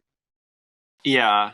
Yeah, I feel like it's almost not a movie for kids. I mean, kids could watch it, but it's got a lot of adult humor in there. Or it's I don't know. Yeah. Testament to how fucking quality of a film is. It appeals to all age. That's I think a good indicator of the quality of a film. Do you ever see that thing where it's like, what is it? The Three Wolves or whatever. What's a fucking fairy tale story? Sorry, I'm like kind of maybe not being coherent. No, what's that thing where there's like some bitch goes into a thing and eats porridge? Oh, the fucking I know what you're talking about. Anyway, there's like some kind of fucking creature. It's like a bear or a wolf or some shit. I don't remember. Goldilocks. Is it bears? 3 bears? Yeah, it's bears. Anyway, there's like the 3, in Shrek, there's like different like fantasy characters. There's like the 3 bears and like, fucking little, what the fuck is that little fucker's name that's like gathering all the fantasy characters in Shrek? The first one? Yeah. Farquaad. Fuckwad. Yeah, Lord Fuckwad. He's like captures them all, and then like you see like 2 of the bears, and like the little one is like crying, and then it's like later in Farquaad's in his bedroom, you see like Mama Bear. She like got turned into a rug. In that scene when like Farquaad, he like gets a boner or some shit. What the fuck am I talking about? Sorry, Singh, have you seen Shrek? Fucking boner. No, I haven't. It's pretty great. I like Shrek. Shrek's fun. I His life. mean, it used to come on television all the time. I Yeah. mean, I was just lazy. I just didn't find the character very, pleasing to the eyes, if you know what I mean. Yeah, some of the animation is like kind of whack, but like it's fun. It's Yeah. very fun. Anyway, back to Possession. I got like 2 last notes that I'll bring up, and then we can move on to questions if that's what everyone else wants. Yeah. Yeah. So the one thing I noticed was Helen is it's like kind of I feel like it's a she's a doppelganger. Obviously the the like final form of the creature, the monster. It's like a doppelganger of Mark with green eyes. Which there's all kinds of interpretations of what that means. But Helen is also like that, but she seems a lot less intimidating. And she has that line where it's like, "Where I come from, evil is." What does she say? Evil is in the flesh.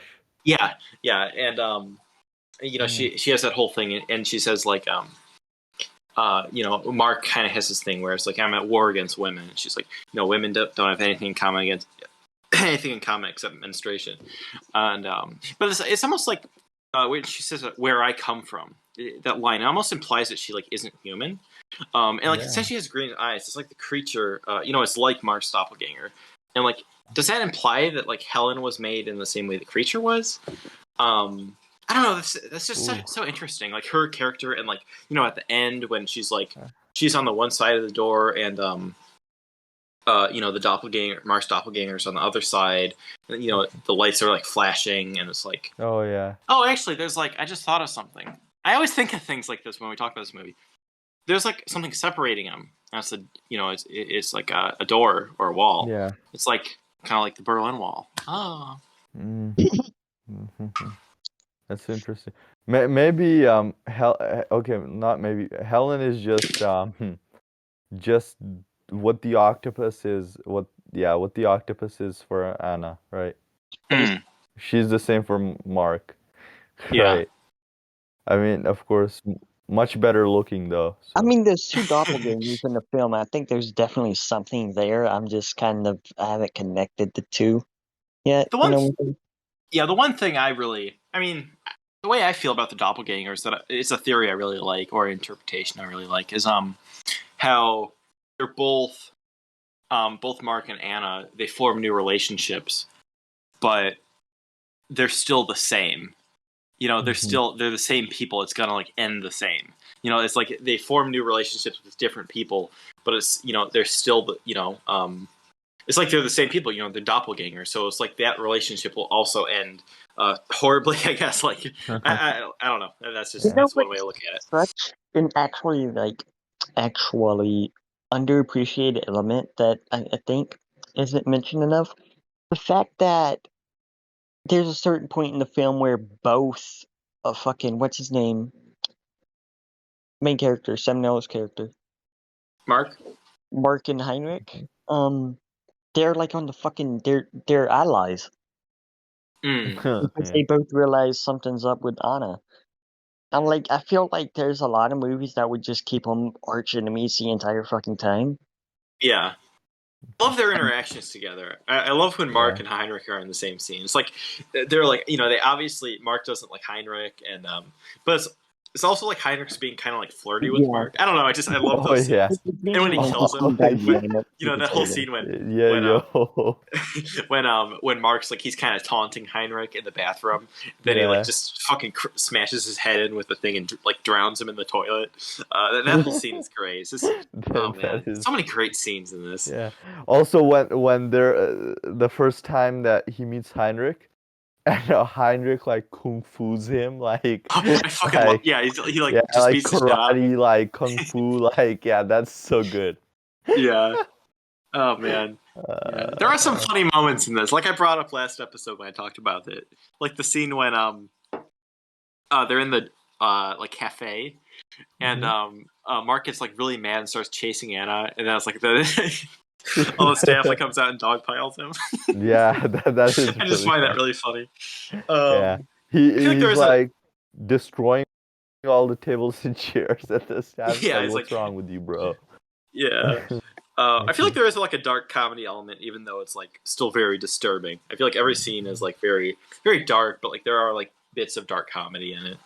My last note, I just wanted to point out. I love that like the final like bloody kiss between Mark and Anna. Oh yeah. It almost feels like even in that late of a stage of their relationship, and it being like that fucked.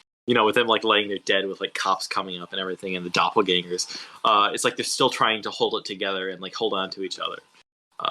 And like, then they both like kind of kill themselves because like Anna shoots herself and then Mark like jumps. Yeah. That's about all I got more to say about it. Like I said, I didn't really, I didn't rewatch it. I don't have like a, I said a lot of what I wanted to say in the last time I talked about it. But yeah, I love this movie. It's still my favorite horror movie. It's still 10 out of 10 for me. So yeah, I can definitely agree with you there. My favorite horror movie as well, no doubt about it. Nice. I was obsessed with it the first time I saw it, like totally obsessed. Put it in my top 4. I was like, okay, this is like the greatest shit ever, right? And yeah, I still stand by that. I feel like it's it's genius. It's a genius film. It's definitely in my top 5, I would say. Of horror movies or all time? I mean, all time and horror movies. Nice. Talk about being based. So now we're on to the question segment of the podcast, where we answer your questions, all you great listeners who. So if you want to ask your own questions, leave them down below. And if you're listening to this on YouTube, leave them in the comments section. Or, if you're listening to it on Spotify, I'll leave a link down below to the YouTube channel. You can leave it there. Or if you want to, you can join one of the Discord servers, Movies and More, or the Nerds of Film Street, which are both very nice based movie servers with some great shit going on there. And you can ask in the podcast channel. Wait, is there a podcast channel on the Films of Nerd Street? Fuck, Nerds of Film Street. Not a podcast channel, I think. Yeah, you can just ping me. Ping the podcast, yeah. Yeah, so starting off, we got from an episode fucking hell, I'm losing it. I need to edit the shit out of this. So we got the first question from Baldo. So shout out Baldo. What is the best film from directors Akira Kurosawa and Theo Angelopoulos? I think that's how you say it. Is it Angelopoulos? I'll go first because I won't have much to say in general at all because I've only seen one fucking Kurosawa. Yeah, sadly, I haven't seen any Theo Angelopoulos films yet. I really need to get on those. They've been on my watch list for a long time. But I haven't seen any from him, so I can't really answer that part of the question. All right, Singh. I've seen only one Kurosawa, so I'll just... I cannot answer that question. I've seen Rashomon, but the good thing about Rashomon is I had the opportunity of watching it in the theater, so that was a good experience. Yeah, the Japanese National Film Theater had an invite, so just got that. Otherwise, it's I can speak for Angelopoulos. I think he's my favorite director so far, along with the stuff I've seen from Wong Kar-wai, and I would say his two best movies are The Weeping Meadow and Eternity in a Day. Okay. Yeah, I really want to see Eternity in the Day. I really want to see The Traveling Players, and I really want to see Landscape in the Mist. Yeah, those all look very great. But I love I'm sure Landscape in the Mist. I've seen them put in lists of best slow cinema, that subgenre. Yeah. And I find I'm kind of a fan of that subgenre from what I've seen. So yeah, I really need to get into his filmography. But there's always new stuff to discover. There's always new films from new directors that are fucking kino as hell. So I'm fucking looking into more into Nini because Blow Up forever. Ever since I fucking saw Blow Up, it has lived rent free in my fucking head. I need to see that. It's so fucking good. As for Kurosawa, oh, sorry. Did you have more to say about Angelopoulos? No, I mean nothing much. I just feel like, okay, people say that Landscape in the Mist and Eternity and a Day are usually his best films, right? Yeah. I feel like the problem is the Weeping Meadow is really underrated. I mean, if you look at the ratings on Letterboxd, it's the third highest rated film from him on Letterboxd. 4.2, nice. Yeah, but the number of people who have seen the film, it's like 4,000. Damn.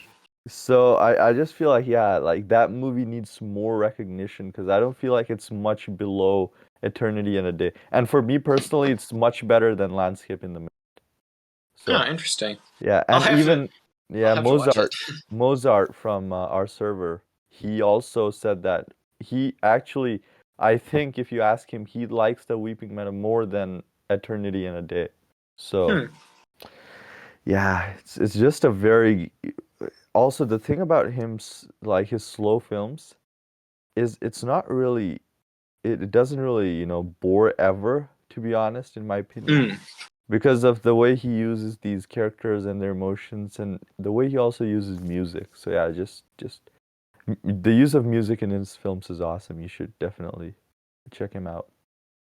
Yeah, I really need to get on that. That's like, there's some films and some filmmakers that I just haven't gotten to yet, but like, there's something fun about that, just having something new to discover.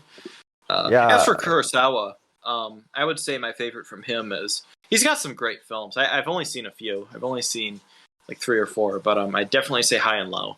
I love High and Low. I only watched it a couple weeks ago, and I immediately bought the Criterion Blu-ray of it.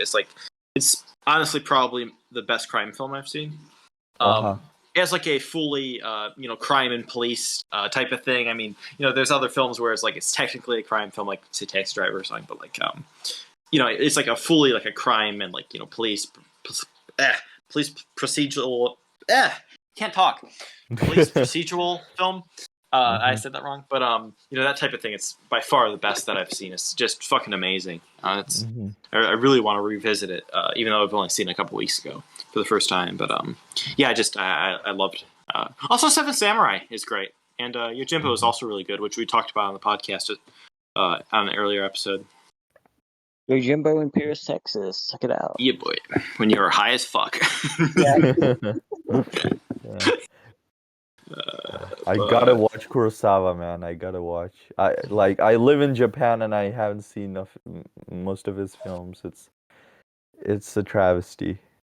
Yeah, I really want to see. I want to say Ran, but I'm pretty sure it's Ron.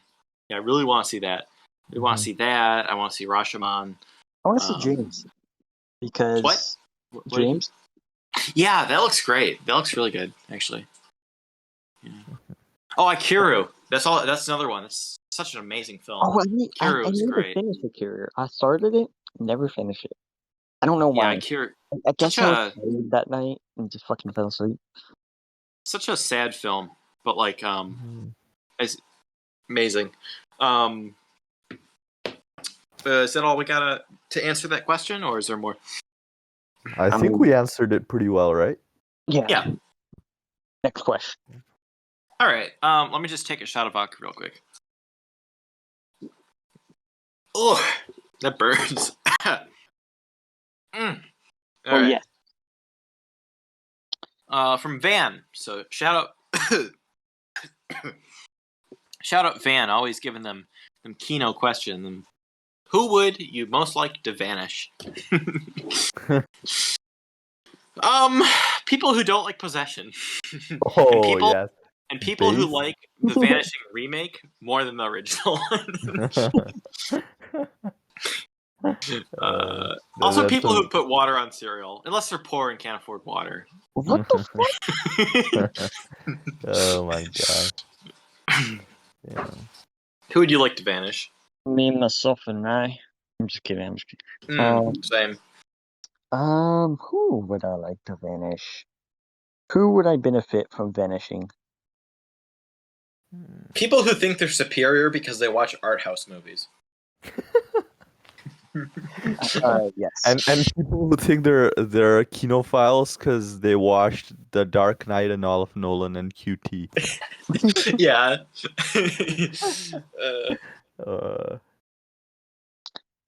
We've all been there, though. I mean, most of us anyway. Of Yeah. course, but we developed from that, right? Yeah. I I mean, mean, hell, I mean, me from these people being like, "Oh, I watched all of the IMDb top 50 movies." Like, bro, that says I nothing. watched The Okay, like, Godfather, fucking oh, I know you- true cinema. But it's like, those people, I mean, some people just stay at that forever. But like other yeah, people, that's just part of their, growing in their cinema journey. So, yeah. I don't know. Who do you want to vanish? I don't know. Fuck. Shoot. I'll Most go people with on Twitter. Trader 45 because I would Who just the like fuck to is see that?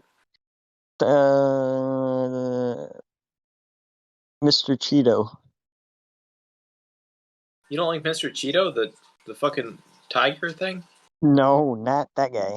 The other guy. Mhm. What?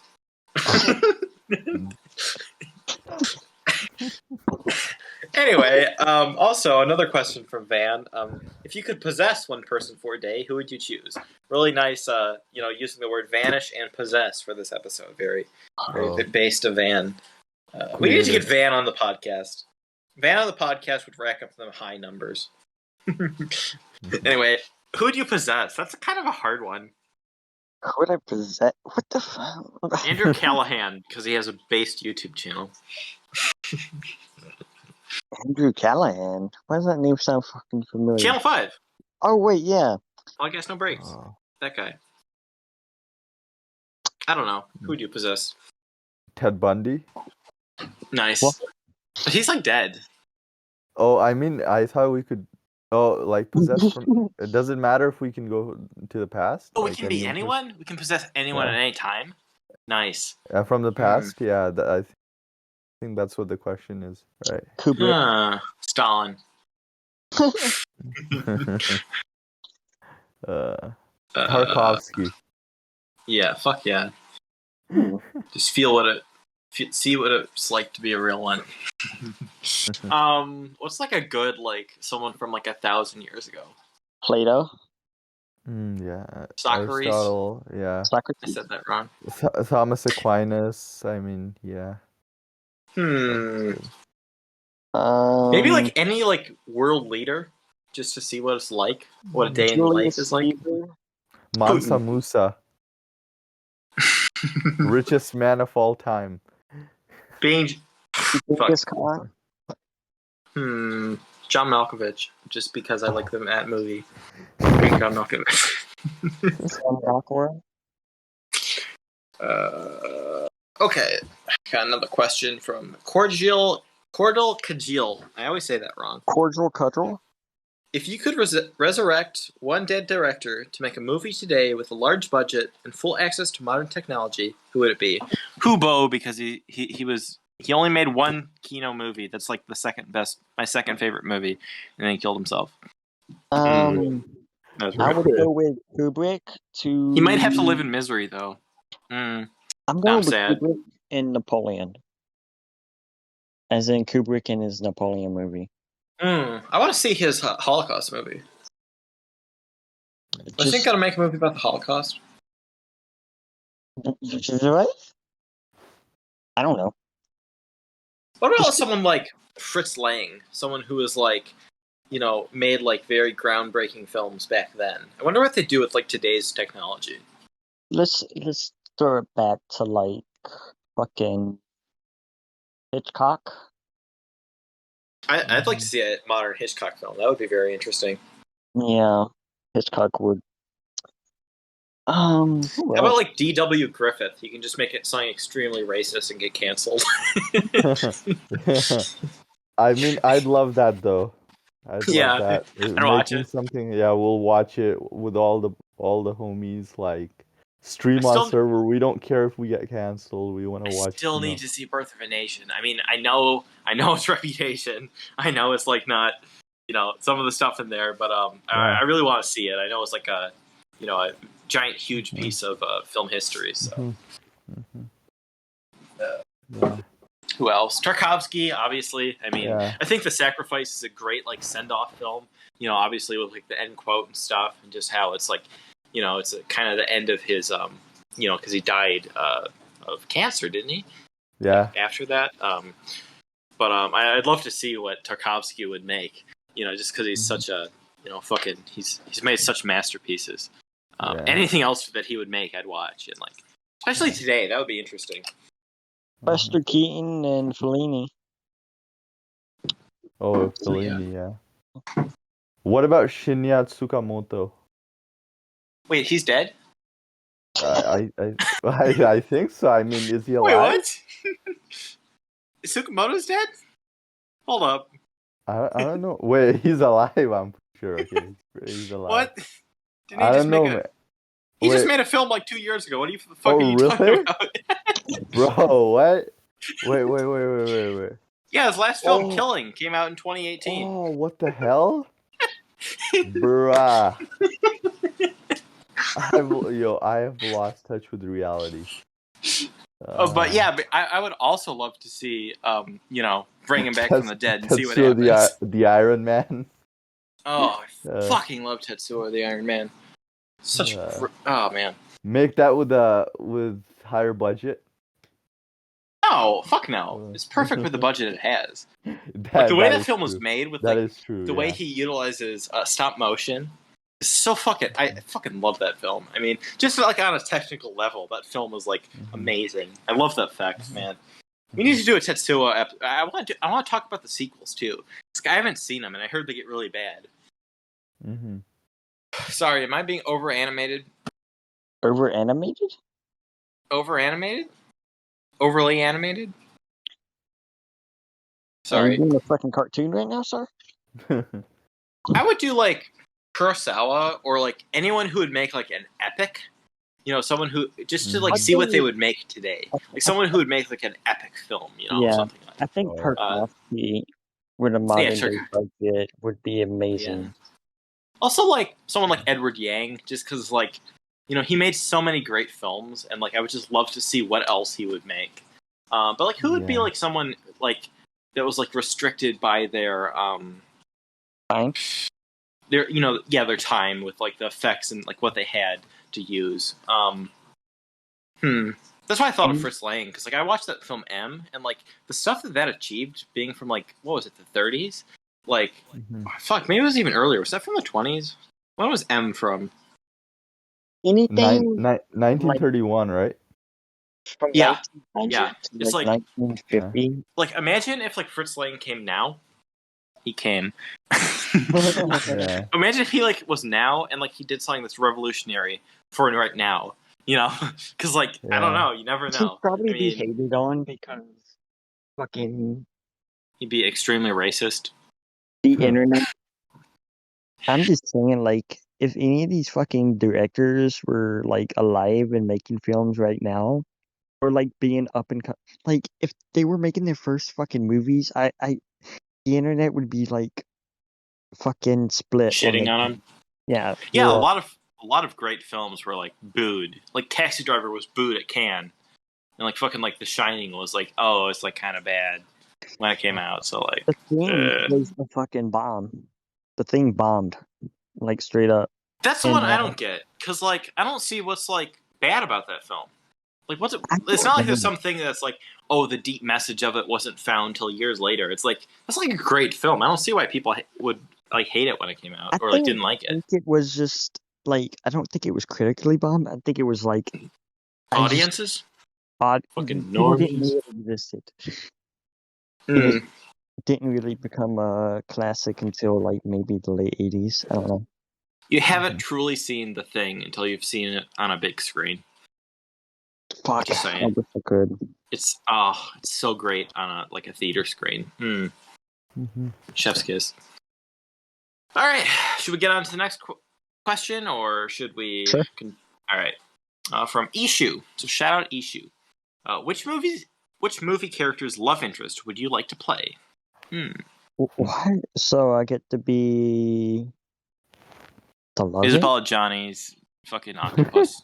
I'll be your octopus, or the octopuses. I would, that thing fucks. I'm just saying. I don't know. Who would you pick? I don't. I don't know. I think I have a pretty solid idea of that. Like, I don't know, Erica from the Monica. piano teacher. Oh my God, no, please, no. Bro, she kind of kinky though, you know? Okay. Oh my God. Sorry, what were She's you saying? Monica Bellucci's from How Much Do You Love Me? I haven't seen that, but Monica Bellucci dope. Just saying. Shit. Oh, shoot, man. Glenn from Weekend. It's not a movie, but fucking the guy from You. That fuck isn't Oh, he like a like a fucking weirdo or something? I haven't seen that I show. don't fucking care. I get to smash Victoria Pedretti. Oh, you would be the guy from You. Okay. Yeah. oh yeah. Okay. Oh, I got it. Fucking Justine from Raw. Oh my Bro, God. she's Yo. like hot as fuck, but also like kinky. You know, like she's gonna like try and like eat you while you're fucking. I'm just saying. Oh my God.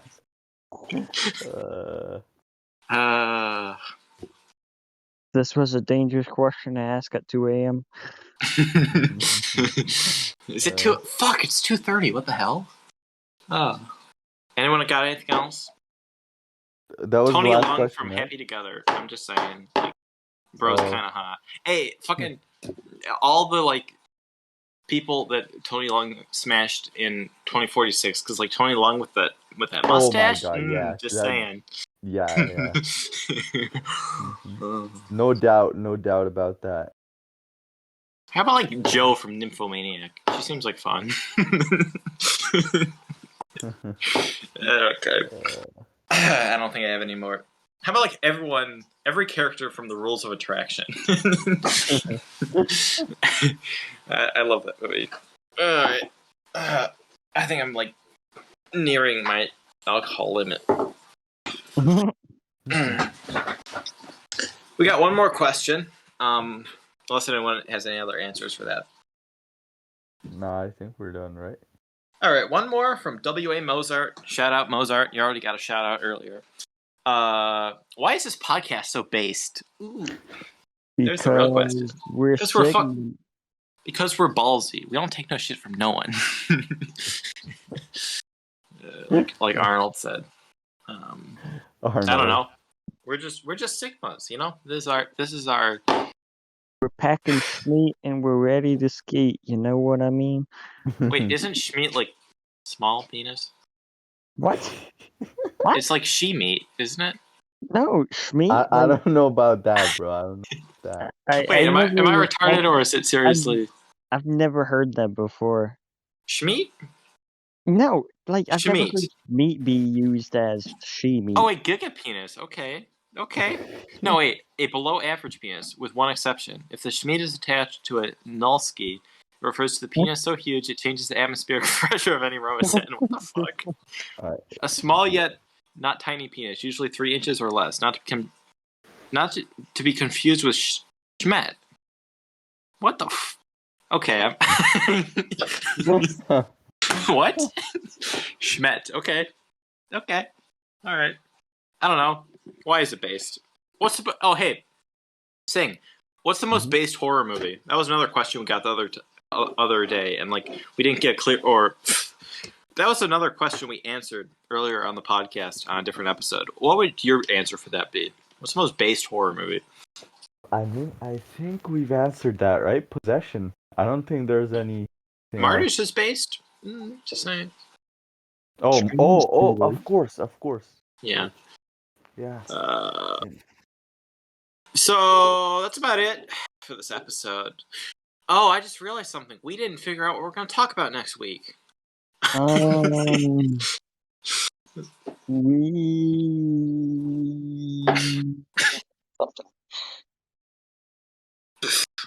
Oh yeah, I said to ask Lauren Black Swan. I don't know if you want to do that though. I'd rather like wait, maybe do like a Aronofsky full filmography at some point. I mean, like I would love to talk about all his films. So like I hate to do like separate episodes on like his films like separately, like do a Requiem for a Dream, and then do a Black Swan, and then do a But Wrestler, and then do a here's the Pie. thing: if we do that for every director, we're never going to be able to talk about anything. Well, I don't know. I feel like that would be a good one to do because like he only has like 8 movies, doesn't he? I don't know. I've only fucking. He's not like a seen fucking like Takashi Miike where he has like 200 movies. So like I don't know. I feel like that would be a good one to kind of save. Because like I do want to start doing director full filmography episodes. But like, yeah, I hate to talk about too many other films if we're gonna do that. What we can just don't should we have to just do leave it that. up in the air? I feel like that might be making people not listen as much because our ratings have gone down, or our plays have gone down. I'll edit this out. Never show weakness. Okay. Yeah, true. Shit. Should we figure it out right now, or should we just like? We should probably end the recording so we have it safe. Hey, I just thought something. We could do like a Safdie Brothers episode. Talk about like Good Time and Uncut Gems because I pre-ordered the Criterion 4K of Uncut Gems. I haven't seen those yet, so I think they're both on Netflix. Fuck yeah, let's do that. Okay, sound good to me. So next episode, we're going to be talking about some Safdie Brothers movies. We're going to be talking about Good Time and Uncut Gems, and I'll probably rewatch the other two Safdie Brothers films, Daddy Longlegs and what the fuck is that one called? Heaven Knows What.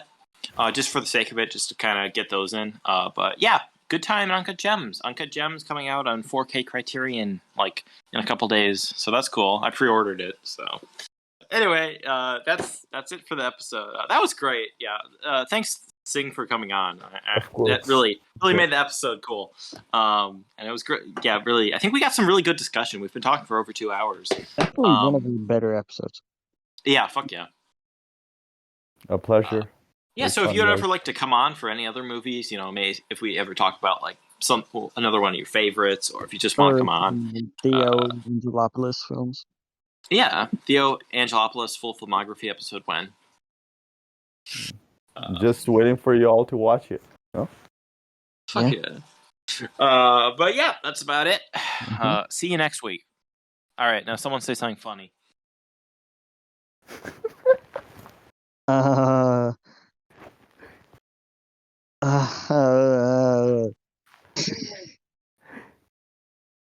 Cheese? Cheese? That's I it? don't cheese. You literally either say cheese, beans, or penis at the end of every episode. Say something new.